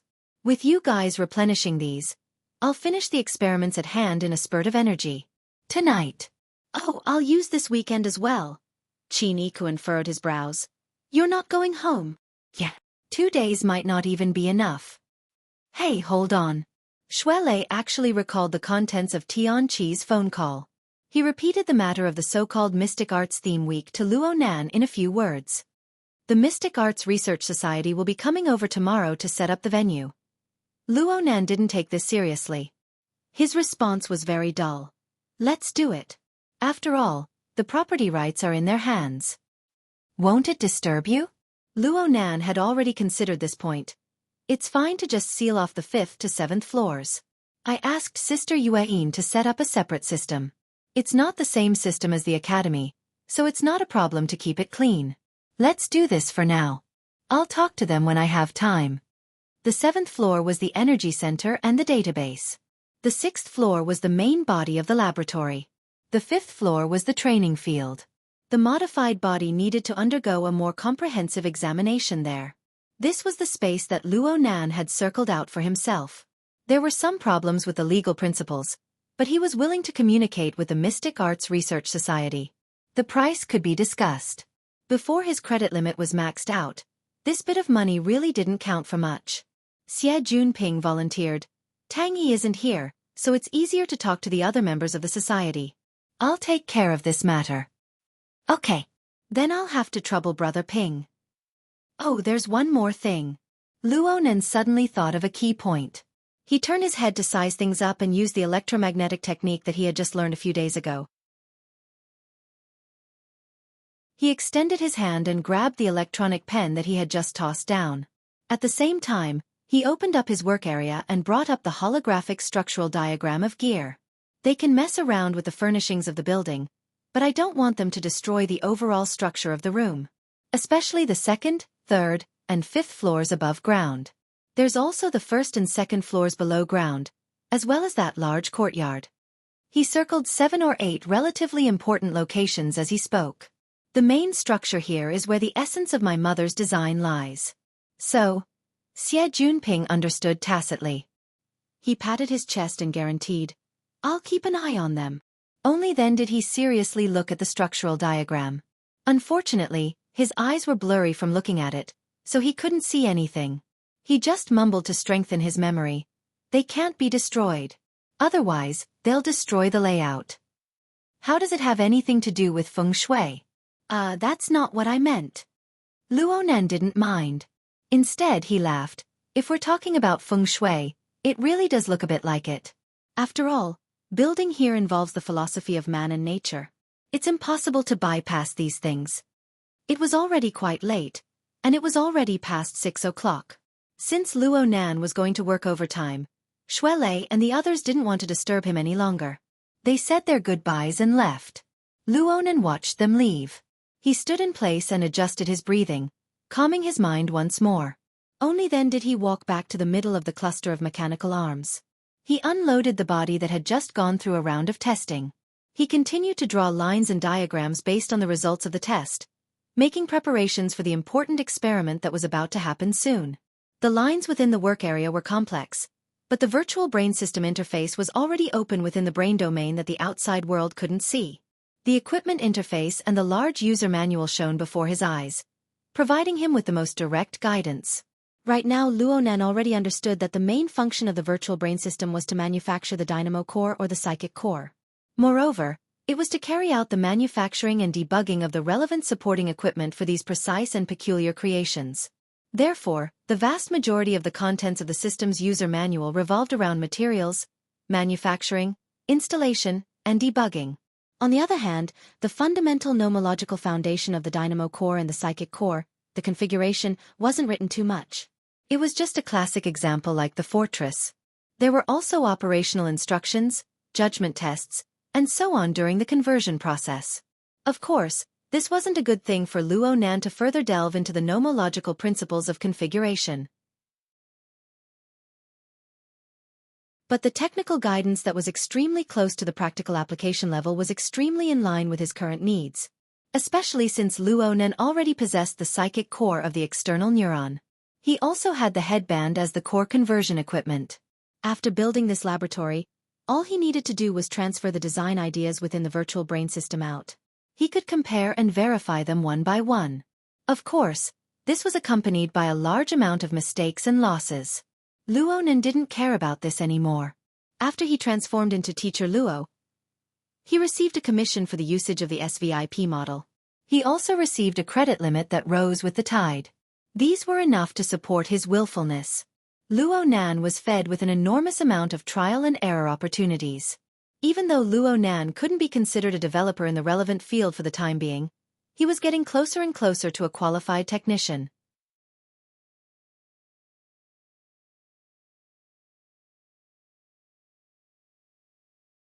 Chapter 592. Time flowed noiselessly under extreme concentration.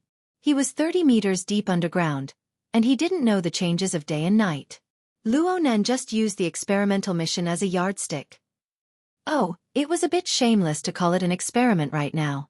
He just followed the requirements of the virtual brain system and tried to assemble usable combat equipment using components from Earth's technology.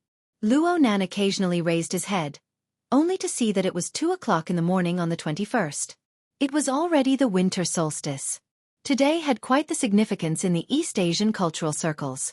In the past, his family would gather together no matter what on this day.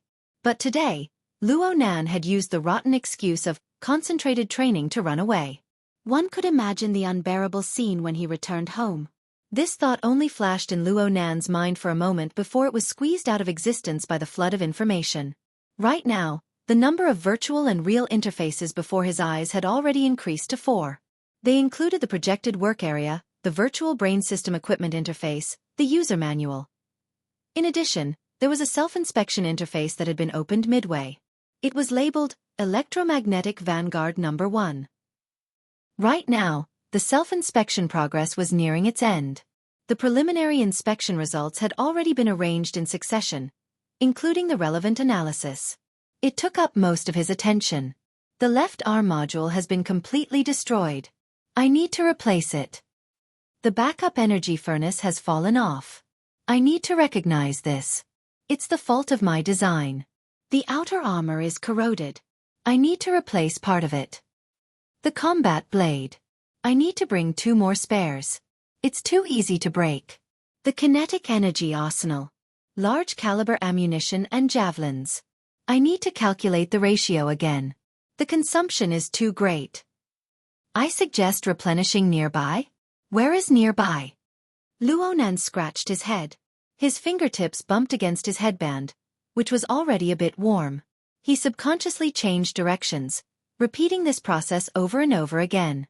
The 2 large boxes of spare parts that Xue Lei and the others had sent over were originally sorted and stored in the warehouse by the artificial intelligence. Right now, Luonan used his half-baked skills and train of thought to dismantle them into a messy mess. Luckily, the military-grade artificial intelligence that cost him 50 honor points to rent was still worth the price. The virtual brain system hidden deep within the external neuron displayed superior intelligence. As time passed, the collected data was relatively complete, and the progress was finally on the right track. And right now, it was already 5 o'clock in the morning. The multifunctional robot shuttled back and forth between the laboratory and the even more spacious passageway area in front of it, categorizing and arranging his completed works one by one. They were of different sizes and covered a large area. When Luo Nan walked out of the jungle of mechanical arms, he saw the equipment area that took up 40 to 50 square meters. He sucked in a breath of cold air. Isn't there too much? I can't carry it all at once. Flag bearer, calculate the weight. Flag bearer was the code name of the military-grade artificial intelligence.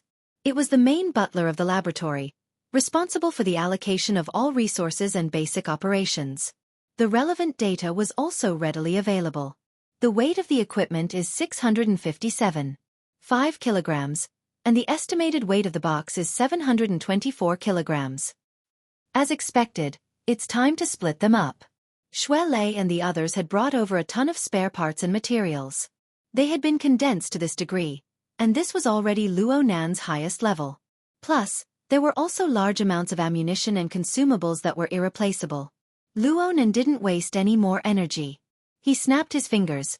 Divide the boxes into 4 batches. Each batch must be under 200 kilograms. The main structural components are prioritized. Oh, there's also the remote maintenance system. Pack it up as well. This counts separately. Following Luo Nan's command, the multifunctional robots controlled by the flag bearer rolled their caterpillar belts to get busy once more. Luo Nan stared from the side.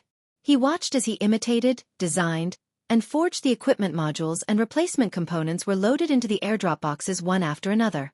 It would be an exaggeration to say that Luo Nan felt a sense of accomplishment in his heart. But the feeling of solidity that was built up bit by bit was something that nothing could replace. 7 days had passed since the lecture on the 14th. Luo Nan had been preparing at all times during these 7 days. He was going to carry out an assassination operation of the highest difficulty.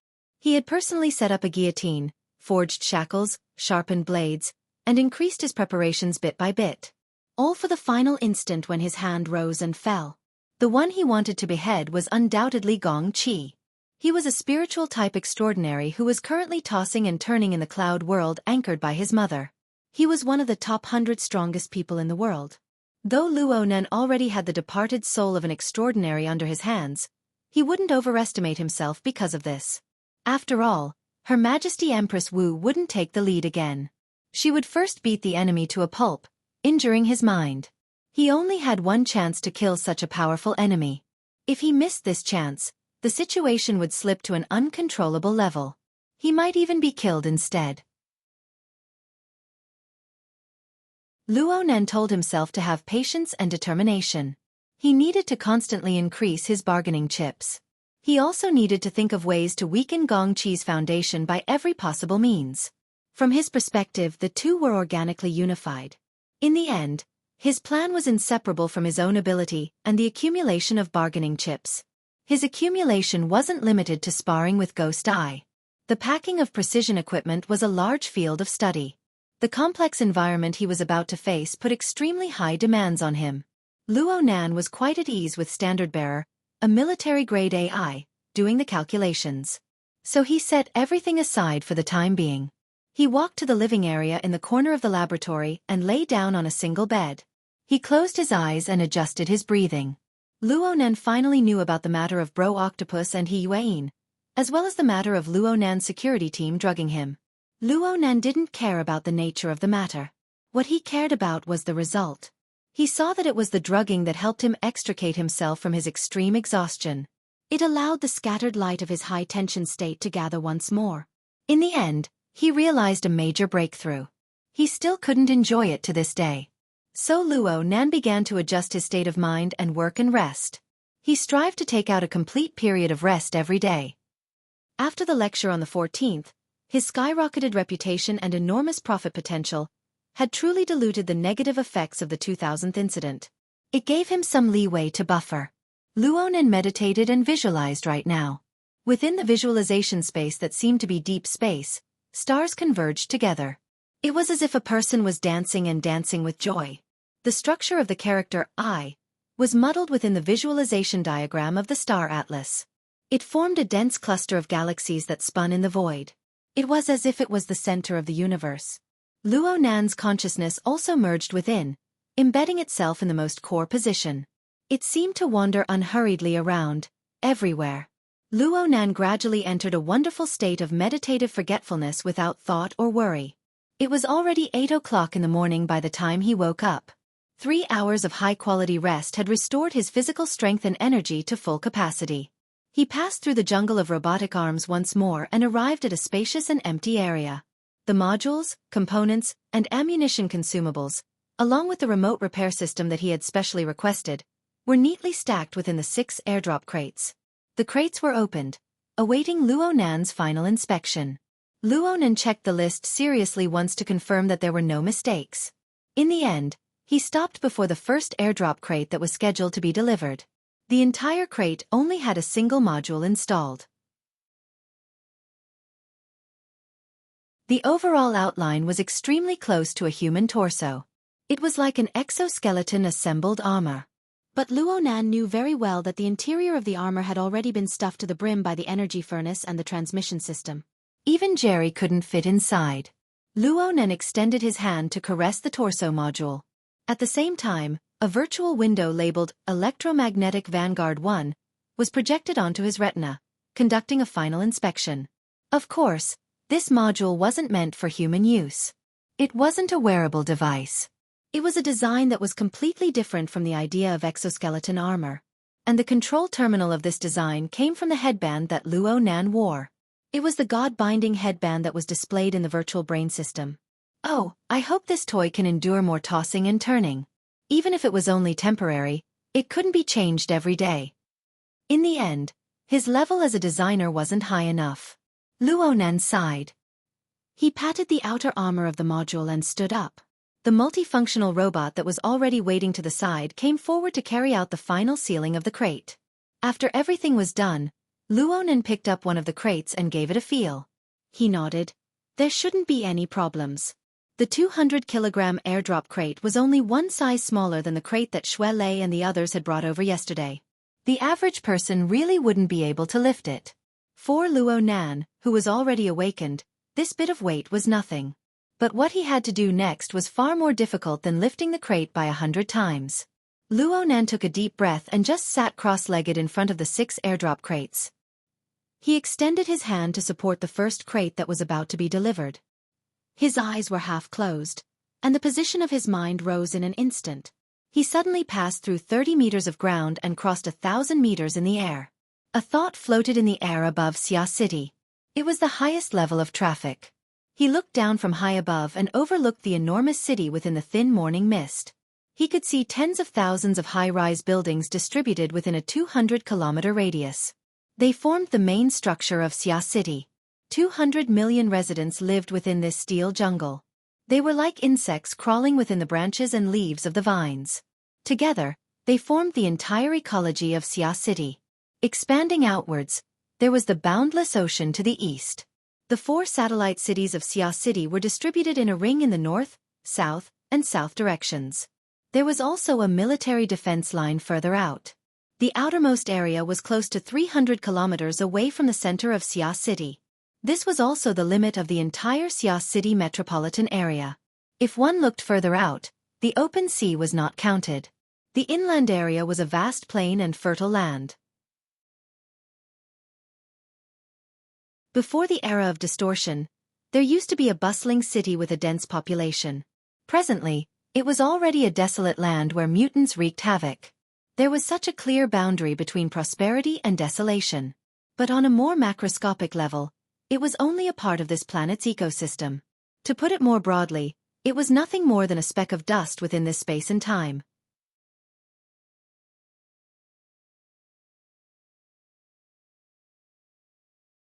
Chapter 593. There were at least 5 or 6 different space-time structures distributed within the range of Luo Nan's mental senses. This included the Earth that bore and gave birth to Luo Nan. It even included the most grand universe that stretched out endlessly. It also included the mysterious cloud world. If one were to lower the standard even further, Xia City and its surrounding extraordinaries had their own unique laws and laws. Though they were not stable, Xia City and its surrounding extraordinaries had their own unique laws and laws. Of course, this also included Luonan, who was the origin of the large coordinate system that continued to spread out. There were also two other relatively unique existences. One was the psychic wave network that covered Xia City and its surroundings. Some of its tentacles extended to the entire world. This network had been operated by President Ouyang for many years. Even though it was mostly used as a communication network, when it formally interfered with the material plane, its laws were strict and strict. It was a body of its own, not inferior to any extraordinary domain. The other was the unique building where Luonan's fleshly body resided. It was gear. From Luonan's perspective, there was a domain quietly taking form with gear as its axis. It used a single gear to drive a myriad of orders. From near to far, from real to virtual, it combed and operated the chaotic and disorderly energy and information between heaven and earth. It coupled and organized, gathering astonishing energy in silence. It projected a long chain that anchored the distant spacetime, erecting a bridge that linked the two worlds. Such spacetime laws were in no way inferior to those of the extraordinary domain. They even surpassed them in terms of level and scope. This was his mother's work. It was indeed like a feng shui layout, but it was also a domain that possessed its own laws. It was a grand extraordinary configuration. At this very moment, Luonan was using the laws of gear to do something that even extraordinaries would find hard to do. He roughly observed the surrounding environment and confirmed that there were already extraordinaries overflowing in Xia City. For the time being, there weren't any major powers paying attention to him. After the cage theory came out, contact is invasion became a hot phrase in the inner world. There were even people from the Ability User Society who jointly proposed to enact a Privacy Act. The content was probably to restrict the willful casting of psychic ability user senses and so on. Let's not talk about whether or not this purely eye-catching act had any meaning. The mental senses and lock-ons of extraordinaries were much more cautious and conservative than usual in this sensitive period. Especially for Luonan. This really did give Luonan ample space. It also made him more daring and reckless when he did things. Luonan's thoughts plunged in the opposite direction, cast towards the gear that seemed to be spinning yet not spinning in the depths of the jungle of the North Bank. And at this time, an incorporeal and mystical structure opened up in the depths of the void, forming a passageway that led straight to the distant space-time. The passageway pulled Luonan's thoughts over, and in the blink of an eye, an unstoppable gale and cloud assaulted his face. In a certain sense, the cloud world was simply Luonan's own back garden. If those two unwelcome guests weren't here, then it would be even more deserving of its reputation.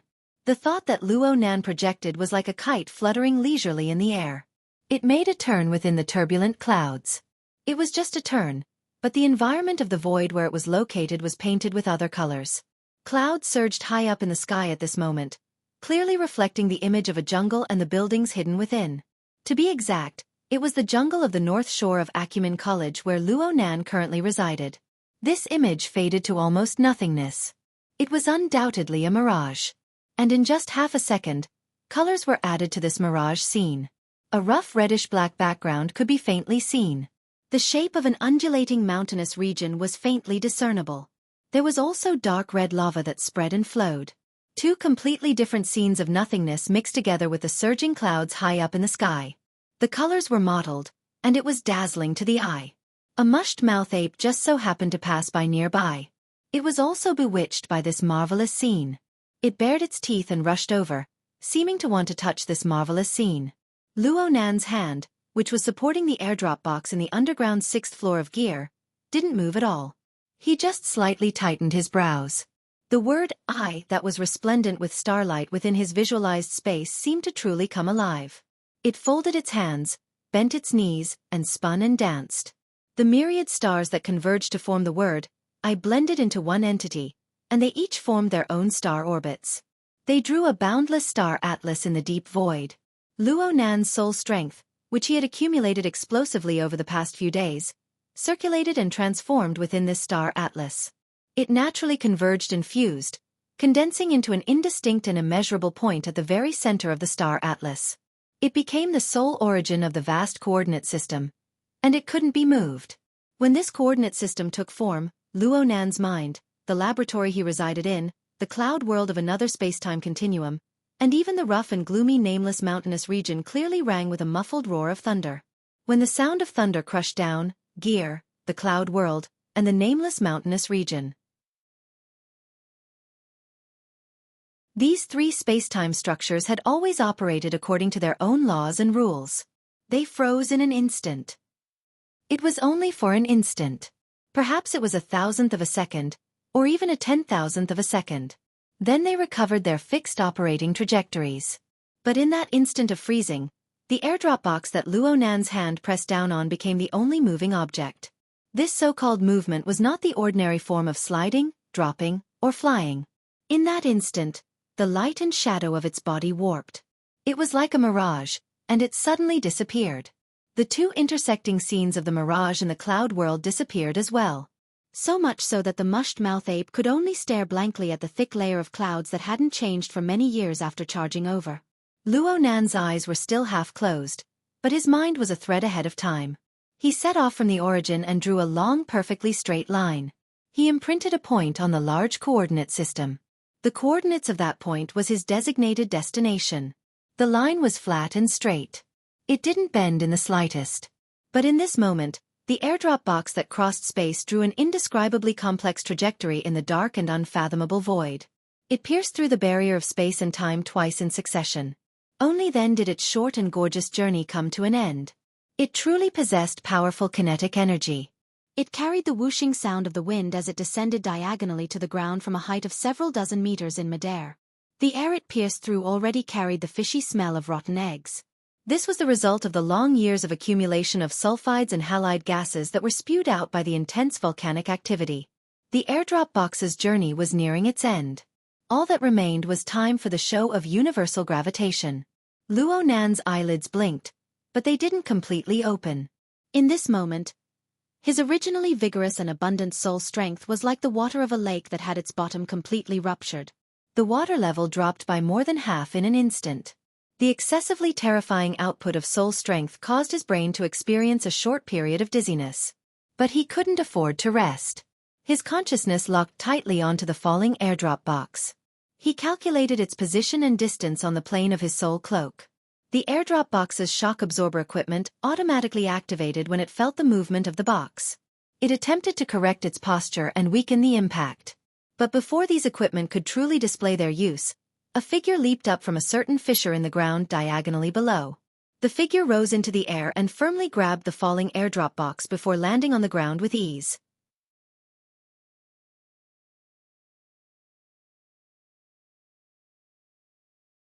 Chapter 594. Though he was vexed, he still had to do the work that needed to be done. Luo Nan spent an entire morning to send 5 of the 6 airdrop boxes over. Actually, in terms of pure soul strength consumption and replenishment, it wasn't hard to replenish it under the effect of the closed-system large production line, even though the consumption of soul strength was enormous. What was truly troublesome was the amount of energy consumed during this period of time. It was truly immeasurable. Luo Nan didn't dare to forcefully do this sort of thing. He did his best to follow his normal routine and eat the breakfast and lunch that Rui-Wen sent over. He took a short nap before sending the last box of ammunition and consumables away. It was already 1 o'clock in the afternoon. Luo Nan only gasped for breath before opening up the electronic map. He set it to a 3-dimensional panoramic mode and studied the schedule for this afternoon.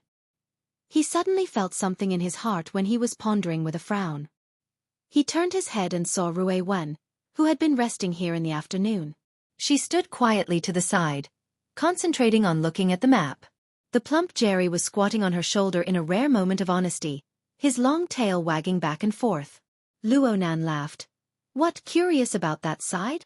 He never hid anything from Rui-Wen, and he was very confident in Rui-Wen's ability to keep secrets. This was a tacit understanding between the two. Of course, Luo Nan also admitted that his plan wouldn't have succeeded without Rui-Wen's participation. Rui-Wen turned her head and asked softly, "Should I go too?" It was quite rare for this little girl to open her mouth and speak. Though Luo Nan's mind was full of thoughts, his mood relaxed quite a bit. He laughed even more happily. "You can go if you want, but today is Friday. It's still school time. You didn't go. How could a child speak such big truths? Luo Nan was a bit embarrassed. Though he wasn't a good student in the past, he was still a well-behaved child. He went to school on time, did experiments, and stayed up late at night. But now he had waded into the muddy waters of the inner world. He was faced with life and death struggles, blades and swords, and the pressure of time and tide waiting for no man. The school curriculum could only be chuckled in comparison. Well, wasn't this a bad example for Rue Wen? Luo Nan hadn't considered such matters before, but ever since he had that conversation with Emoya that night, a corresponding sense of responsibility had awakened. He felt a mountain of pressure for a time. Rue Wen. It's like this. We students need to study properly and make progress every day. This is a critical period, and I have no choice but to do this. After this matter is settled, I will definitely study hard. Otherwise, how can I cough? Luo Nan had forcefully swallowed back the words, get a Fuin society. It suddenly occurred to him that not only was this cliché meaningless, but it was also an extremely crude lie to members of the inner world like them. Although Rue Wen was autistic, she was very smart. Luo Nan had always believed that. Luo Nan was stumped for 2 seconds before forcefully changing the direction. What I'm trying to say is that the experiences at school are extremely precious and important. They are an indispensable part of our entire lives. Luo Wen yi to luo li lud to shi to he he to. It was also at this moment that the way of thinking that he had developed over the years automatically helped him shift onto the right track. My grandfather, and of course your grandfather, the one we visited at the sanatorium last weekend. In his formatting theory, there is a section on student related to this social format. You can imagine how important it is. For now, you just need to remember.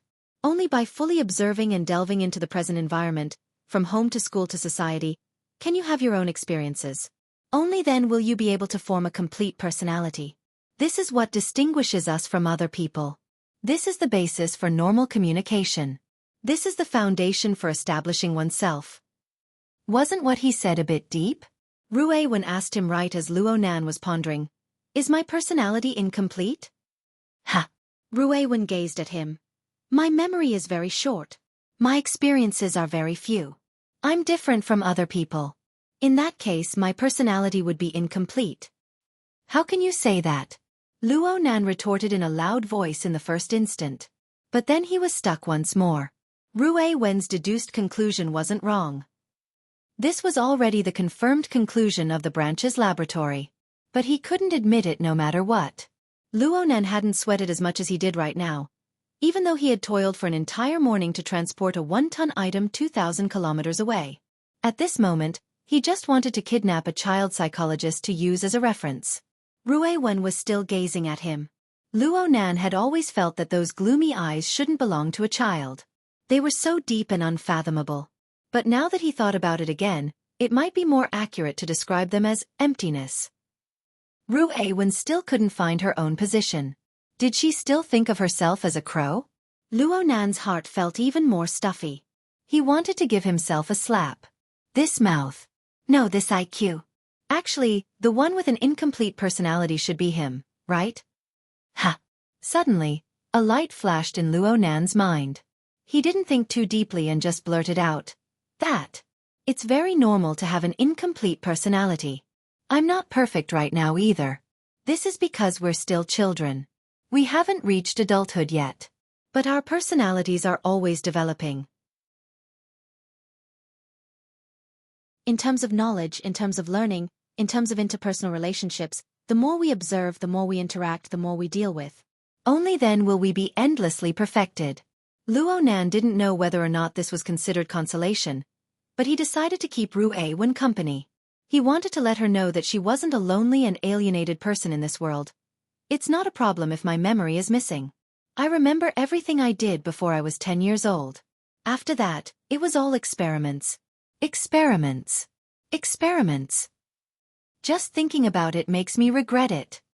Luo Nan was basically speaking without thinking. He was worried that he wouldn't be able to stop himself. He rushed to make a conclusion. So we need to make up for our lessons right now. Not only do we need to make up for our lessons in knowledge, We also need to make up for our lessons in interpersonal relationships. It hasn't been long since you joined the class. You need to pay attention to building a good relationship with your classmates. Okay, it's fine to be an invisible person. But you need to pay attention to your observations. Skipping classes is also a type of experience, but it's still too radical. Ruewen blinked her eyes. This small movement removed a bit of the oppressive feeling from her gaze. It gave her a bit of a cute flavor. Ruewen had already begun to grow her hair out under the strong request of Mrs. Luo Shuqing and teacher Mo Ya. She had accumulated 2 months of sleep and had been styled by a famous designer. She had a cool androgynous style, but she had also softened the contours of her facial features. According to Mo Ya, a professional, it had the effect of killing both men and women. Luo Nan was a bit convinced now, but he didn't dare to relax. He continued to do his best to convince her. You'll be teaching in small classes at the middle school level. You'll be able to see who you're missing with a single glance. When the time comes, teacher will give aunt and uncle a call, and the 2 of us will have to eat the cake together. Come, act as a perfect cover for your brother. This way our relationship will be even firmer, and our family relations will be handled perfectly. In the end, Luo Nan still revealed his true intentions. He pushed Ruewen outside. You'll first catch up to my progress in supplementary classes. Then we'll work hard together and supervise each other. We'll perfect each other's personalities. This is what a good brother and sister should be like. A good family. Luo Nan already didn't know what nonsense he was babbling about. Luckily, Ruewen was very obedient. She basically wouldn't refuse Luo Nan's arrangements.